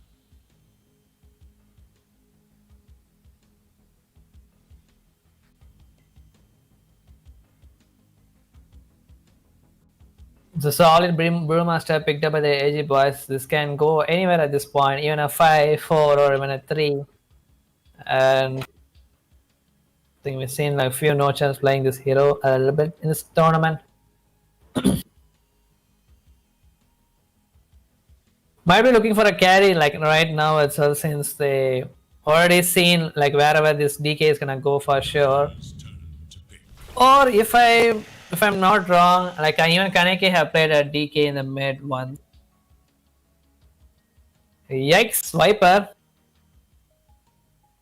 We're gonna think about it a little bit, since we've seen like one of the no chance Viper, like against like your own team, no BKB. Just remember that. Don't remind me, man. You don't have to remind that, bro. Well, That's you the guys real certainly were stuff, thinking man. about Swiper going to the mid, but instead it was a, like it went for the offline instead. And the Viper is really a good pick, man. Like, it's a really strong laner. It can be, it is definitely punishable though. Like, it lacks a lot of mobility, but then, like, what I'm noticing is like they don't have hard stun though in the Edgy Boys side, which might be a bit, how do I put it? Like, as for the Punishers, they have like a lot of stuns, man. Grimstroke, Dark Willow, even DK. So, I'm not sure about this Viper pick though. Like, it's a good pick against DK, but then it's just gonna be a strong laner, in which case DK is also a strong laner. And I feel like they're both gonna be in different lanes, right? Offlane. So DK is not gonna be in the same lane with Viper. So there's that. And the wonderful thing about this DK Dark Willow construct is that the DK, like these both, so I mean these 3 heroes, they can easily kill the Storm Spirit. Like they given them a choice to pick an AM. The Punishers, it seems like they feel that it could be a trap after all. So, like we have seen like AB Ashwin's AM, it's very good actually, but he still have yet to pick it now. Then what's the scene right now? It is Radiant's. I don't know, like they picked Morphling picked, okay. Punisher's going to the another The scene is I'm in a freaking beast mode, so I'm gonna go for a freaking water elemental hero once again. Morphling. Getting picked up like 3 in a row by the Punishers here. But this game he doesn't have a Sand King to like morph into. It just might be a comfort pick though, right? They wanna save their Dark last Willow, pick. bro. They have a Dark Willow. Yeah, Dark Willow. I mean, yes. Like, I would have been more comfortable with like picking the mid maybe, because they already know Storm is mid, right? Or like, are you thinking Yeah. like, oh wait, since it's a World 5, I think they might even go last pick offlaner, countering completely their carry though. So that Yeah, might that's be the whole point. saving their last pick phase. And like Storm though, he's definitely going mid, so they banned out Sarah too. So I think Edgy Boys are on the case though. Like they know it might be a DK mid, so they banned out like hardcore World 5's hero, Night Stalker, Underlord, and Stardar. So what do you think they're gonna pick now? Dude, I still feel like TV is really good for Edgy Boys again, but I don't think like he would pick this hero against this Morphling again. That's what I. Oh my god, it's more like they're forcing them to repeat like what happened in the last game, man. What the hell? Like TB is a good pick, but I'm not sure about it. Like he can be burst down though in this game with a fear and ethereal blade, right? So I'm a bit worried about TB. And then, but there's Yeah, I mean they even have a Grimstroke too once. Like Yeah. in the late game, he can just use the Agnes of the Dog Portrait, which can deal so much damage for the TB too. But still a Even significant the- for the MNC. they're taking a lot of the time to take their carry pick though. I mean, that's the whole point of a player having a signature hero, dude. Like, even if you have like a million counters in a game, they will always find a way to win that game just like that. That's why the signature heroes are really based in like a tournament matchup. Face this void once again. Oh, Void? Void? Okay, Void. Like this is the dude. I'll be honest. Like from their draft, even this, like they didn't have a lot of carries to pick. First of all, like Punishers studied them well, man. They banned out MK, PL, and AM, man. So, and even Slark, all their bans have been focusing on the carry though, since they rebuild all their cores, right? So, but I'm one thing worried about Edgy Boys is like, look at their skills, man. They're all long CDs, right? Panda SS, uh, Faces White. I mean, it's a big cooldown skills though. Whereas the dire side, they picked the Bat Rider mid. Okay. Oof, that's a really good pick though. Bat Rider in this patch has been OP. And it's really good against Storm too. I mean, do you remember like the season 2 World Favors Bat Rider?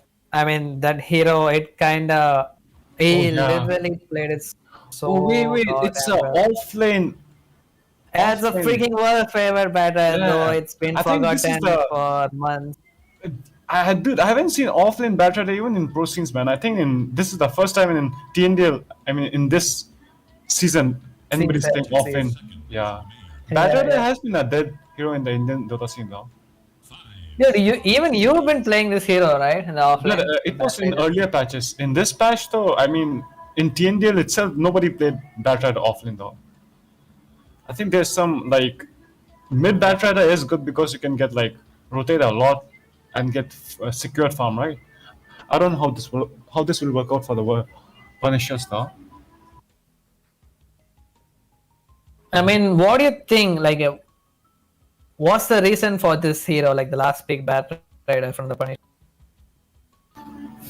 Like as I said, now like they can punish them hard, man. Like as soon as the Chrono or Panda SS is down, you can just run at them, right? And Bat Rider is like one of the best heroes that can run at you, man. And like all his offlanes were also banned though. Like Underlord was banned, Sada was banned. I think Nice Talk was a really good pick, but then Edgy Boys had banned it out. And like in this game, there's a lot of good targets to Bat Rider lasso though. Like even if you lasso this Panda, it's not bad, man. Like you can just completely outposition him and like just get him out of the battle, right? Even Faces Void is up there. And like the Radiant side, mobility is a bit low other than like, I mean, when I say mobility, like from up to downside, right? Like the rotation will be less though because of the Viper pick. So with Bat Riders on Boots of Travel and Bat Rider can punish them hardcore, man.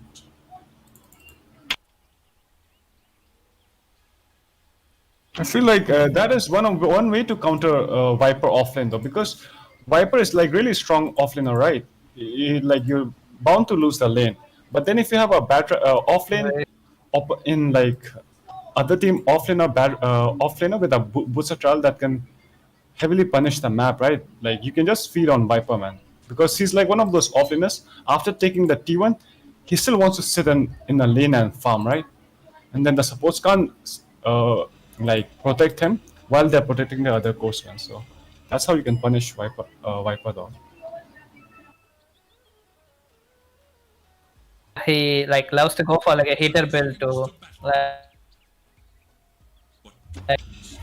he doesn't usually go for like eater. That's what he usually likes to go for this hero too. True. So game 4, the grand is that gonna be any fight here?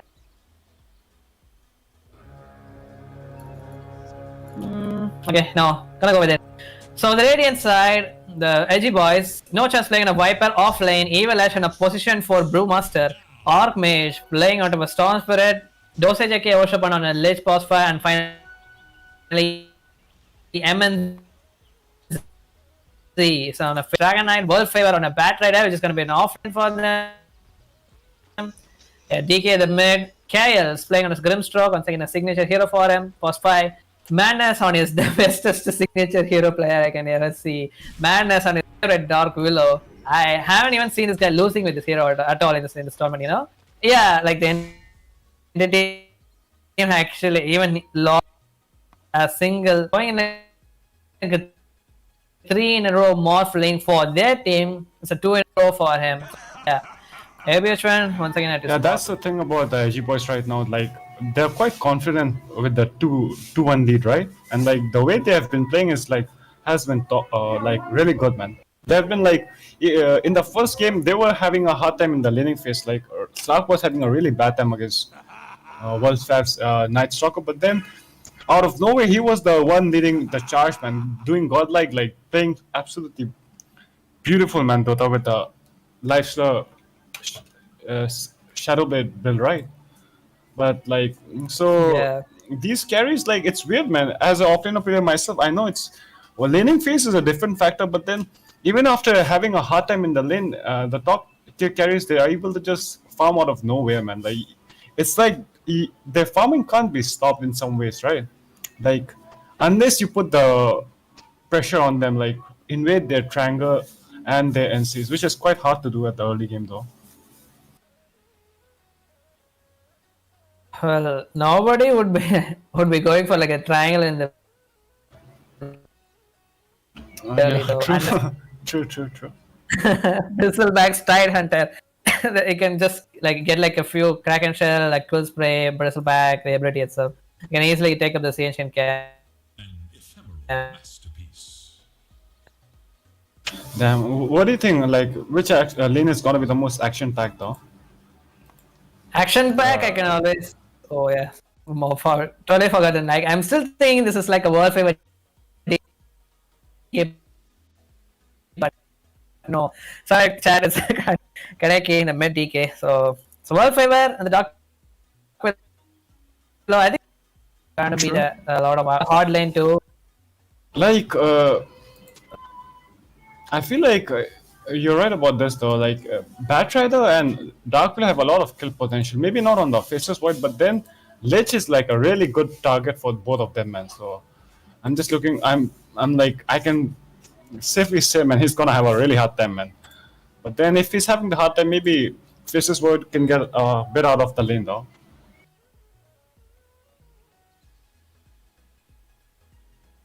And then top they have a Panda. You die. Wait, how does a Morphling and Viper lane face, though? What do you think of that matchup? Better luck next time. It's because Well, same thing over and over. But the Morphling, when he reaches level 5, it will be easy for him to deal. But it's still a Viper. Like a water damage, it's very hard to predict it. You know, like I'm sure like the no chance he wouldn't let the Morphling to get away from him, even if he tries to use like to system. Pretty sure like with the hero like a Brewmaster, they can tank when like using a like glyph the wave. You can always try to dive onto the Morphling when he like is getting his ability to get forced up by this poison attacks. So I think we need to think about it. And no chance is really like a brilliant Viper player I've ever seen. Even seen him in the pubs too. man, this Kaneki Admit had a really good block, man. Like, he completely did a really good job of blocking, right? And then he was able to Yeah. like, damn.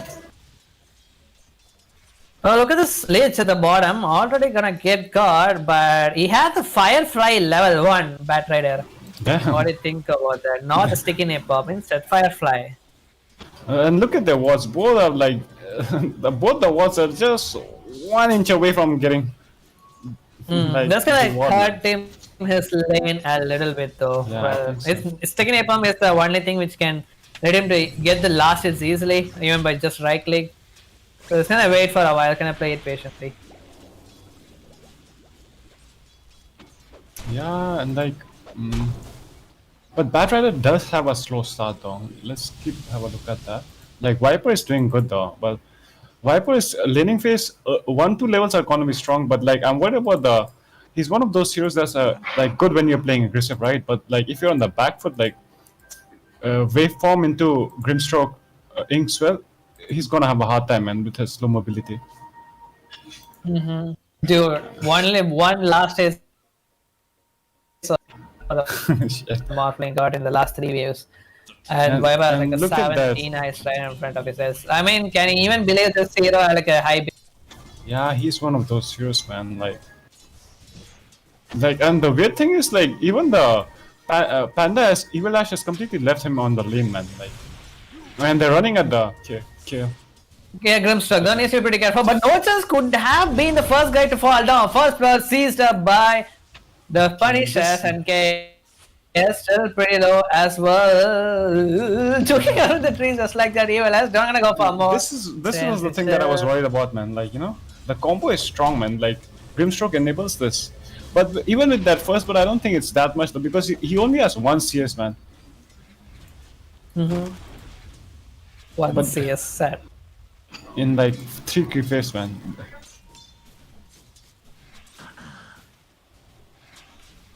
Yeah, and they have yet to devote that mini cam as well, which means they won't be able to do some mini pull offs for now. Look at the KO, what is he doing? He's trying to go No, for he's some trying to block a block. die from the tower, I think, just to refill. Surely slowly gonna die though. But anyway. Evil Ash was smart, man. He just followed and got the XP. He's almost level 3 though. That was a really heads up play by Panda though, Evil Ash.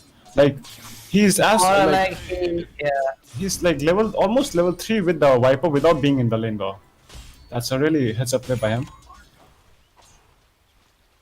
Damn, Aviation might actually can go fall down here, but it's more like no, I'm gonna go right at your face over here. Ingsel has been dropped onto Aviation and trying to make as much as he can, but still gonna go down though. But guess what? Okay, yeah. Killed. That was a good kill by Viper though. And then a good heads up play by Morphling too.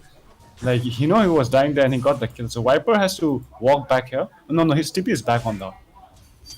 Yeah, like whatever he tried to do there, it was. He managed to do that just because, like, it's a level 2 on the attribute shift. Okay, like he was slowly but steadily, with a calm mind, trying to slow up that with the HP, you know, shift, the strength shift. But they managed to get a kill on this Viper somehow from there. It's gonna be a very hard lane. Slowly, Bad Rat is catching up in the last department, even in net worth. Like, he has had a solid 14 losses now. They're running at top again. Yikes! Actually, trying to get a little kill on this evil Astro, but he's gonna get.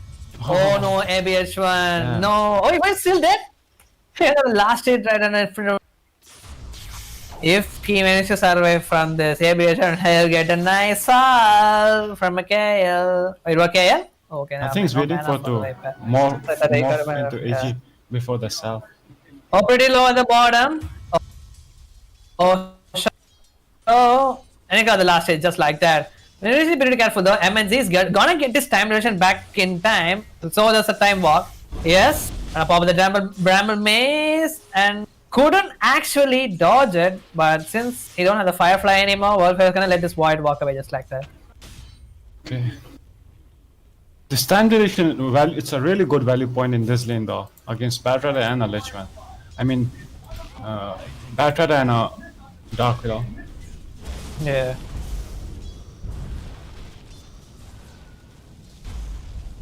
I mean, this raindrop is gonna be really helpful for him though. Like, you know, the Lich Frost Blast, this damage, when you max this one out, the damage is too high to deal with it. But as long as you can contain it, you can pretty much survive in the lane.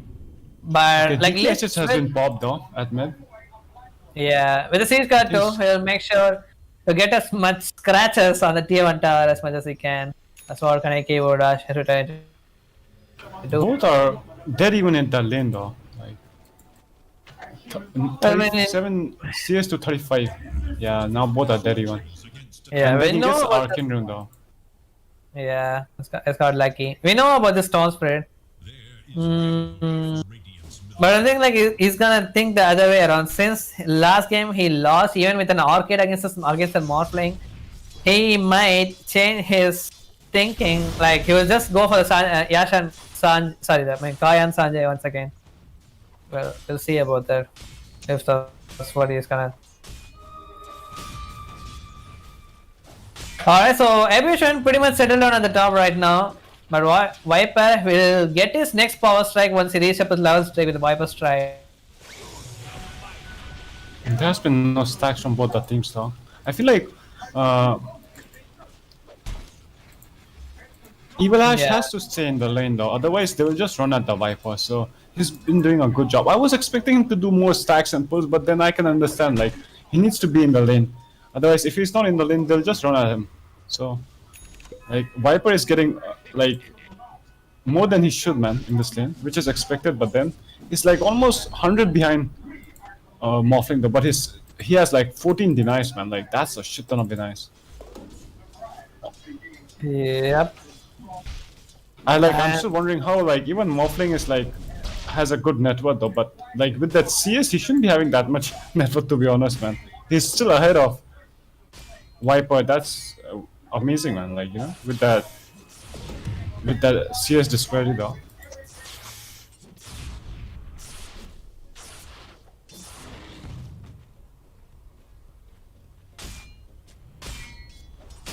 Okay, as you said, you're right, man. Storm is going for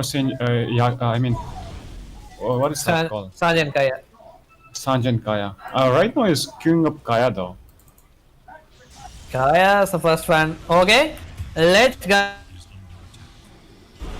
I caught up with the by himself, but since we were connecting, I got him into the chrono too. But that's the cursed storm who gotta get ticked. But still have his Firefly and made sure to go towards the top. In the meantime, though, but he's gonna get silenced. Storm. Need to be careful. Oh wait, what? That's so much damage from the D into the ring spell. But he there's no chance to break his passive with the Viper, another Toxin, and with a brilliant body block from the Evil Ash. Gonna make sure to get a kill on this KL as well. MNZ picking I up feel a like little Storm should have stuck to like should kept on chasing the Bad Rider though, because his Firefly was almost about to end. I think he should have stuck to Bad Rider. Yeah. And then he just walked into Chrono. That was another. I didn't expect that, man. Just balled into the Chrono, man.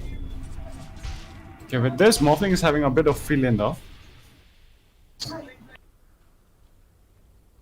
Evil Ash reached up his level 6, which means time to do some splits. And he got a really good item, man. He got Fierce Trinket.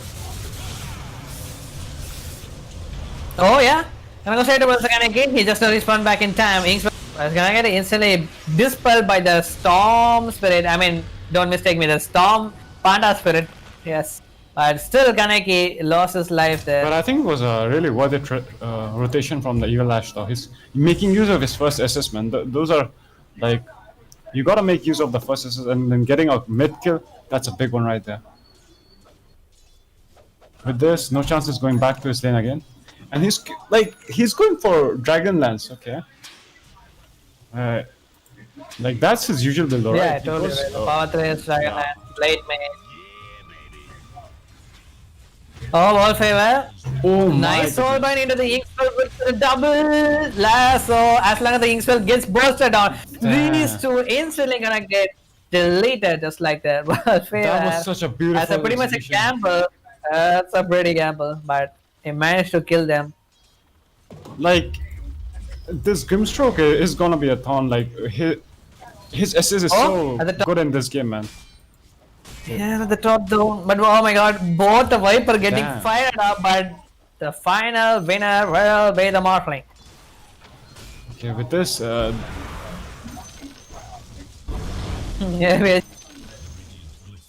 okay, this is turning out a bit sad though, because in the 1 minute, like 2 cores died, man, around the map, man. So,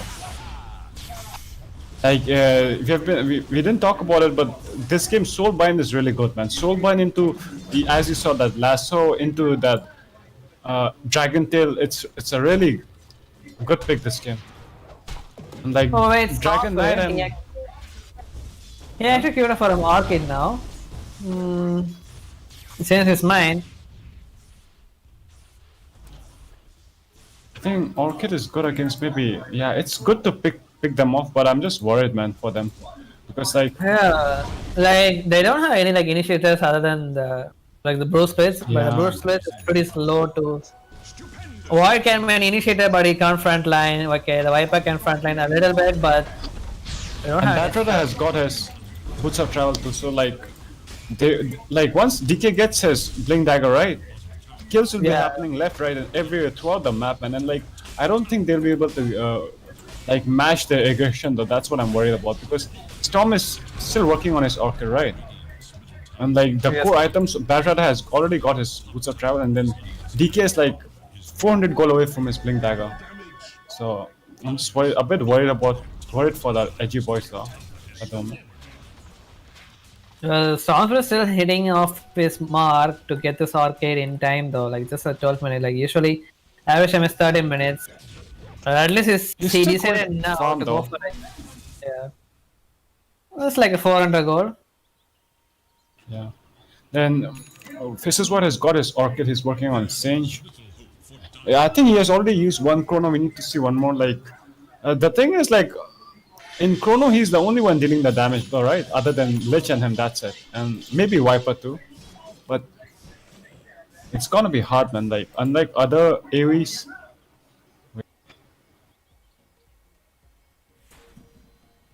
Radiant's bottom tower is in Okay, Dire, oh shit! Like they're preparing, immediately preparing SODs. Maybe? Yeah, Brink is ready for the Yeah, they're preparing Kaneki. SODs. Yeah, SOD by the Dire side, man. Pretty unusual for the World Federation to join up for a fight this early after finishing. But the quick scan coming up Oh, from the good scan. Radiant. I mean, yes, like they A really good had scan, man. winning up with it. But the worst of what? He's gonna break out the smoke by himself, but still okay for it though. Nice gonna catch up to the two people. But since the Dark Willow was still under the effect of the Shadow Realm, he didn't get bounced back. And guess what? Why? He's gonna lose his life. Oh my god, that's a pretty miscalculation from the Osho's list there. But still, Ganek is still gonna lose his life though. No one is backed up. Oh yes, ABSM once again use up this nether toxic there by farming up into the Viper. But I think he's pretty careful. He's getting constantly by damage by the urn, the poison attacks, or the nether toxin as well. But all favor. He had anything to do as well, but by losing his life, Aviation managed to escape from this mess. Wait, what? 4 dead for the Punishers? Just like that? Yeah, that was a fast fingers chrono, man. Like it actually worked out for them though. Like there was a bit mistake. I mean, not even mistake, man. That SS was on point. It's just like unfortunate that the Willow was on the shadow and yeah. Like that was a SOD gang, and they lost all 4 members, man. So it's I think, and like even after that, Faces what is it number 1 network though. regeneration. I guess what? We can expect a Starfire going on right on this battle. Yeah, the region drone right on top of him. Firefly gonna cancel it at the very least. But the arcade with the damage, power damage is still enough. Warkmage cleaned up the World Feather, who's been having so much good game right now. But I'm a bit worried for Bad Rider though, to be honest, this game. Like, I feel like in this type of gangs from the Dire side, they have to maybe try to have a gang in with 2 openings, man. Oh, DK jump. Oh, wait, the jump. it's a pretty gutsy move from the Kaneki, but he suddenly started seeing 3 more people at his back. I was like, what? And he just ran back this way.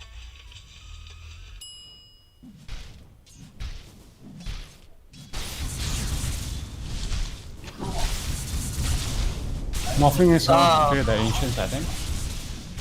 Look at this Viper, man. He got it for like a BKB and Skadi. Skadi into the poison attacks. And And like if the he- way it's going, I think he'll be able to get it on time though. Yeah, and if he I don't gets know a about grow the Scotty, but yeah. Okay, yeah, I want to check out the NC items that they got though.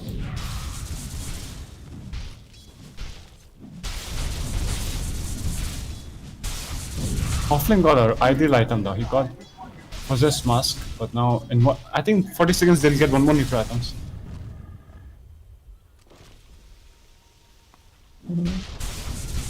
a man. SOD by the Radiant side. Yeah, expecting that though. So Manus, he is literally at the backside of the Morphling every single time since the Storm finished up his arcade. The Aviation still need a bit. I little think bit ABH1 is gonna for get the caught. Surely, since the man is ABH1 already left is for the caught ground now. initiation, Oh yes, Inkswell is there to slow things down for him, but he's there. Damage, yes, Osho. But managed to burst down the ABH when but Sorcerer was the one who got the kill. So that's the guy gonna lose his life for. So more like a 4-man smoke gang. They're running at top for MNZ. Hey, he already used his time off. Gonna get though, but there's a Sanjay up for him. Look at the Sanjay. There's so much status resistance for him, which means MNZ is gonna be pretty fine. No, Kaneki is a star, but that comes the chrono right into the people. No chance. He is literally free hitting everybody in here. Literally everybody. 3 men got caught up just like that. Man is gonna get caught up with the time dilation, which means no shadow for you. 4 dead for the Punishers.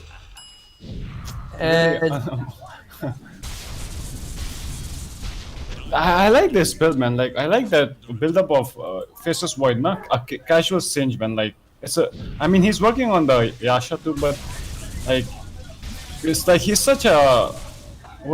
Like it's so hard to kill Faceless Void with the time walk, and then you get the citrus resistance, man. Against in this matchup, it's really good. Yeah. Oh, they instantly gonna lose, so there's no chance there. ABH man. Nice. Party's gonna get burst in time. Oh my! Wait, he survived?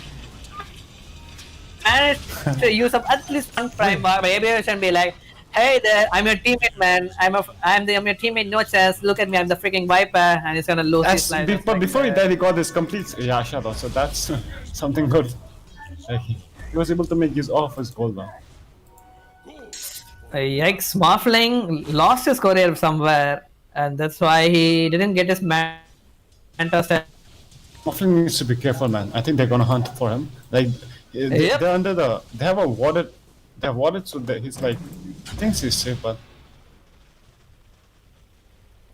He had like a little strength morph in him. Like I look at staying into 1k HP, 1.1k, 1.2k. Curious for an Agnes Shooter. What do you think about this? Like a quick Agnes Shooter as a second item after a straight meta style. I think he's hoping to, like as you said, nah, for the Dark Pillow combo. I think. Yep. Yeah, that's with that Dark? damage. Would it be enough? That's all the damage he needs. Yeah, true. Oh, they're running at. Oh, he was going. Yeah, there's no way that he can escape out. He literally went low ground to high ground with no vision there. Yeah, true. Even but he at didn't least, have a wall. Bad Rider didn't die for him though. I mean, at his place. Where are they pretty much gonna go for a BKB? He queued for a Blink Dagger before, but he changed his mind. Since Both the teams have not put Viper, any. Like it's weird. Both the teams have not put any aggressive walls though. Like both are like quite defensive walls from both Dire and Radiant side. oh, gonna retreat from the fiber. What? Aviation instantly morphing up in the sound spirit. Tried to look for an electric vortex play there, but didn't have enough range. Yeah, but seriously, what? Won't Ethereal Blade be better on this morphing this game? What do you think of that? Or like, is it because of that time walk that he's opting to go? Axe? Like, I'm not sure about this. Duration. No, I mean the item build. Like now that I think about it, like more and more, don't you think Ethereal Blade would have been better? I guess so. They're running at Viper I again just though. think that they didn't need a power spike for that thing, you know? Like, even if you have the damage, like, you just can't hit them since it will be like, keep on having a scare sheet about this Faceless Void in this game. So, as long as he finished up his Agnes Scepter and he keep on in the Shadow Realm form, like, there's nothing he can get caught up by the damage, you know? Then he can just like always like slowly get his ways to get this like other items. So that's why he might be like prioritizing this Agnes Scepter first.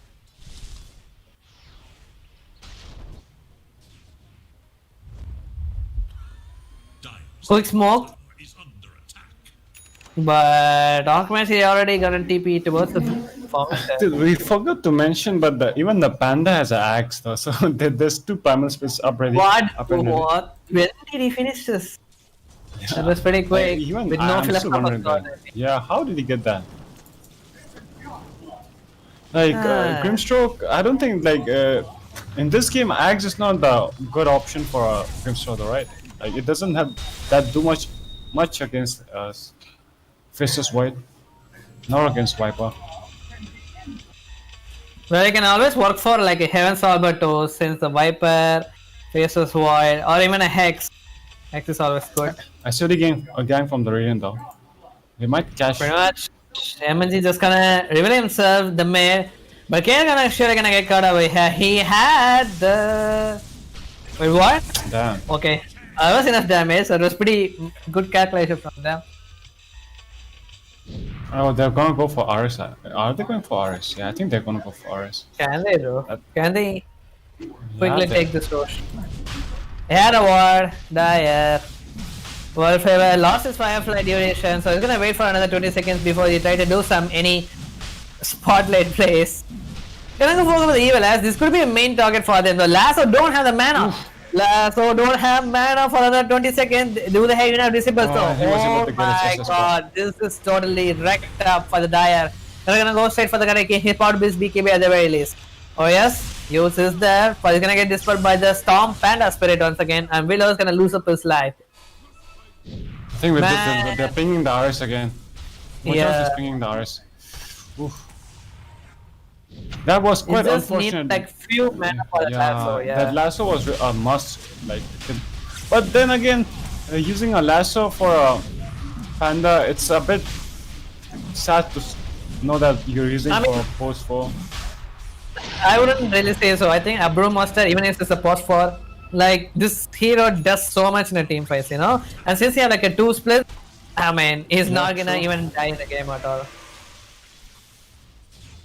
But then again, if you're using lasso for a panda, Viper, Storm, and all the other cores are roaming free, though. You know. Like I feel like the Punisher should be like playing more aggressive though, like playing around, like trying to with the boots of travel, like which Wolfab is doing, trying to pressure the map so they like can keep ganking the Radiant side though. But with the Aegis in mind, I don't think they'll be playing aggressive anytime soon though. That's something to think about.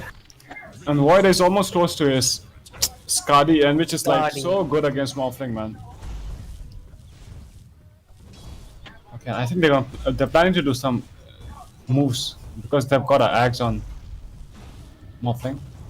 Yeah, like the last game his TP had a Skadi, but it was pretty late. By the time he made one, the game was pretty much over. But let's see though, the game quite even for both the teams, whereas like they have a big advantage with the Aegis. Yes, Archmage. Oh, the blinking away, Kaneki. Just like that. Like, From even him. with the Aegis, I feel like Punishers have a really good chance if they like use the Grimstroke combo, get maybe 2 lassos, they can like completely turn around the gang though. So they're still not out of it. It's just. But KS, he needs to survive, bro. That's the most important thing. If they lose this Grimstroke, who was like a very low cooldown spells in a fight, it's more like a Zekiro, like you know, like the olden days Zekiro. Like as long as that guy stays alive in the fight, he can keep on using the Dual Bed and the Ice Bar. It will be pretty annoying. And just like that, as long as this guy stays alive in a fight, in a team fight, he can always like a 5-man wipe just easily. It needs to be pretty careful. Try to go for an exchange. Yeah. Yeah, but that was not an exchange to be honest. Like they were able to get the top for free. I feel like this is the place that they're supposed to make though. Like, I think World Fab is dead though. I think it's dead. He's sure gonna pop big and TP, and MS is gonna get forced to use this score. This is what's gonna happen at the top. But really though, wait, what on? Well, he still can use up a bashes. Well, let's see if he can. He already used up his time walk. I'm trying to find out about this. The time lock piercing this. But I like this play from the World Fab though because like with this rotation, like with this movement, they're not able to like trade their towers, right? Like even like with the Aegis, they're playing reactive.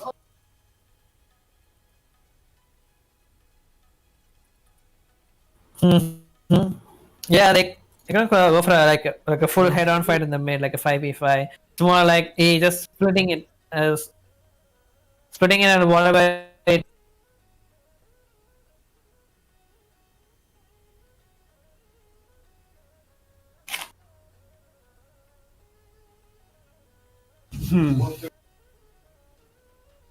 DK is working on his Axe though. I don't think Axe is good, but I don't think it's a game-changing item this game, to be honest. Maybe AC is good too, but what else can he go?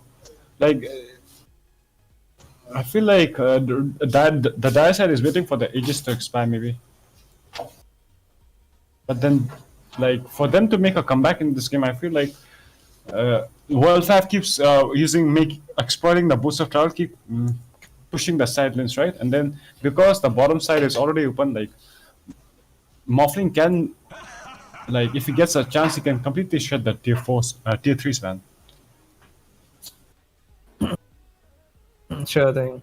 I think like Morphling, he started to feel like there might be a point where he can act. Yeah. So, like he's pretty much like is getting ready for that high and defense. So, like look at him, bought up a Dragonland. Like, you know, the Radiant side though, uh, like the team fight is really strong, just as much as the Dire side. But then they're lacking a bit of mobility. I mean, like Storm is a really good mobile hero, but then they're lacking a bit on Blink Daggers, right? Whereas like Batrider is gonna working on his Blink Dagger, Morphling, even DK has a Blink Dagger. Maybe they can exploit the map though. I mean, yeah, like that's what I was saying earlier about the lasso. Like they can kill instantly, kills Brewmaster with a lasso pickup, and then once it is off, goes off cooldown, they still have like 3 more spells: Curse Crown, Inkspell, DK's turn. True. They can always go and try. Yeah, and then let's not forget, like if like right now the BKBs are quite long for the no Void doesn't even have a BKB, so Terrorize is like really a valuable skill right now, right? From the Dark Law.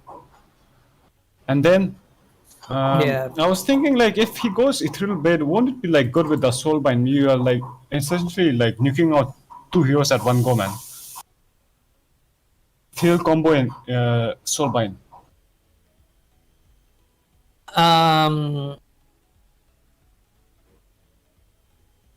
Well, I think the item timings, since it's like a 26-minute mark right now, and it's pretty much like thinking about like going for like a big items. It's already going through as a mid game. I think that's more like that's what he's thinking about right now. You wanna go like a full raw hitter. Not gonna. Besides, will he even have damage to like shotgun?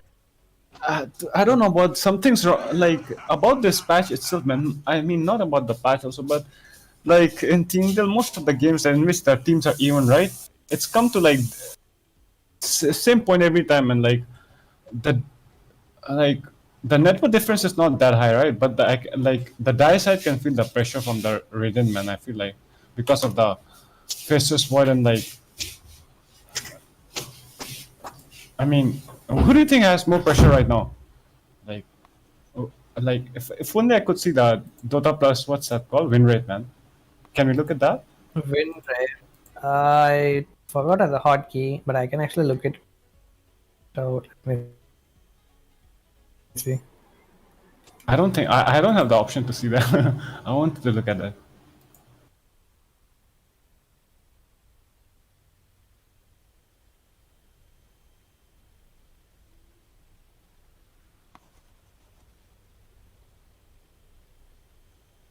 Yeah, for it, it's F6. So difference in team network, but What's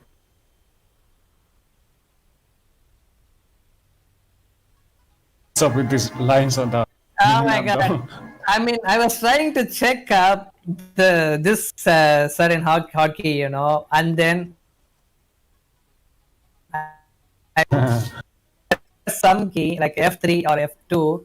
Oh my god, I can't get it back. You fucked up, man.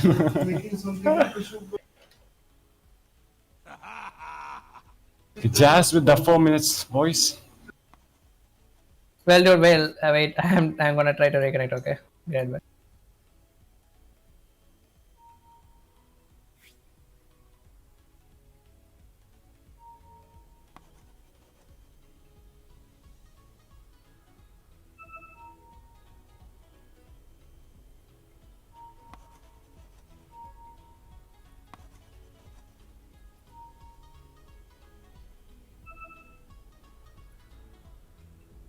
Doggy, sir, you there?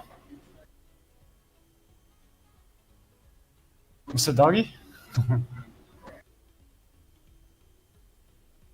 Bobo.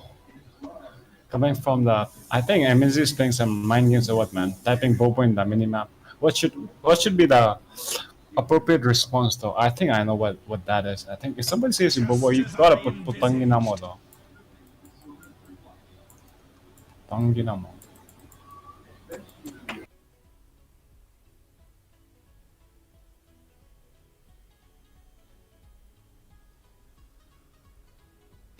Damn. Like, oof. I'm still a bit. Oh my god, I'm totally doomed. I still can't see anything.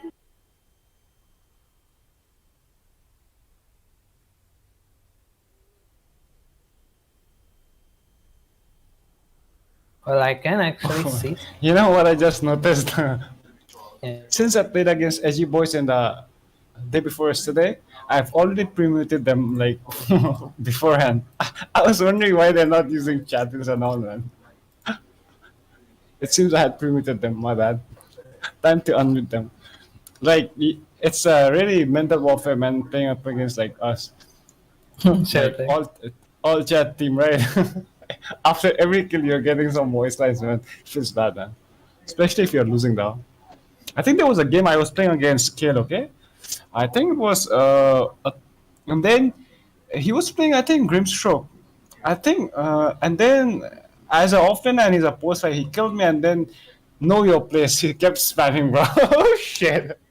That triggered me so much and from there I was like, bro, I gotta mute them, man. Like it's like I didn't even know that like Grimstroke had a chat line like that, but imagine, bro, dying and then getting us like taunt question mark and saying know your place. Oh my goodness, I was like done, mentally done. Most of the Grimstroke chat race is pretty, you die, yet you fail, you lose on. Yeah, but I'm happy. I'm glad like the laugh for the heroes is like only in our lives, but it's good that it's only in our lives, man. It's quite triggering, man. Like that laugh, nah. If it was like all chat, I'm done.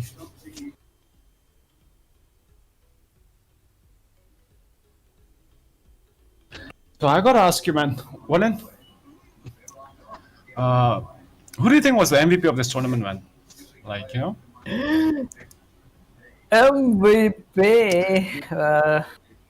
Dude, I know you want to call my name, but just refrain from that and just let's be honest. Like, who do you think was the MVP? Like, I was about to if the Nova BKB was in the grand finals, I would say it could have been the play style, not whatever you were thinking. I think you're being partial, man. Like, let's put aside no PKB. They didn't make it to finals. Like, it's just these two teams, right? But then these two were like, already predicted, man. Like, these two are gonna be the favorites, right? So, as expected, though. But then again, like in this tournament, like we were able to see a lot of new players, man. Comet, right? Like, this was HBK's first tournament, right? I mean, HBK, yeah, and even No Chance is playing for the first time, right? Oh, he's playing for the second time. Damn. We got a lot of three-digit players this time, man. Like in this tournament, I feel like since I took part like in another tournament of hosted by for Indian players, right? like the level is like good, man. I mean, watching is different, but when you're playing up against them, I mean, up against good team, it's completely like winning lane is fine and all, but then after the laning phase, the how they outplay you, how they are, it's all different, man. So and then you really start liking Dota even more after you play 5 vs 5. To be honest, pub is completely a different game, man. Pub games. Yeah, but when I was like playing like very few, like spending few hours for the Dota, I was always like playing the party, like with the friends. But then once I started to get immersed into this game, like very seriously, I started to do only solo. Not sure like why. Yeah, but that is true though. Like, if you wanna do get better, rank does matter, man. Like, jokes aside, like MMR is just a number, but it is a good number to have though. Like, going into because even if like how do I put it, man? If you're a divine player, you're meeting up against divine player in pubs. But if you're like a immortal player, maybe rank 200, rank 300, or even higher, good for you, man. Because each and every game of pubs that you're meeting, you're playing up against like 8Ks, 9Ks. That's a totally different factor, though. That just makes you better, man, with your mechanical skills and stuff.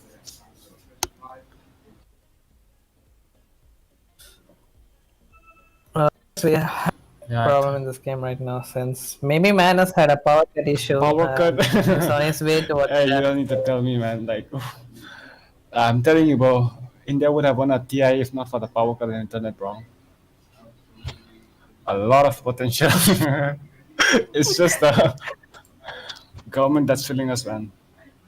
Not even, yeah, it's government though. Yeah, I'm not even lying, bro. Wallen. I would be the next. Maybe not Sumel because he won the TI at 16, right? 17 maybe. Yeah.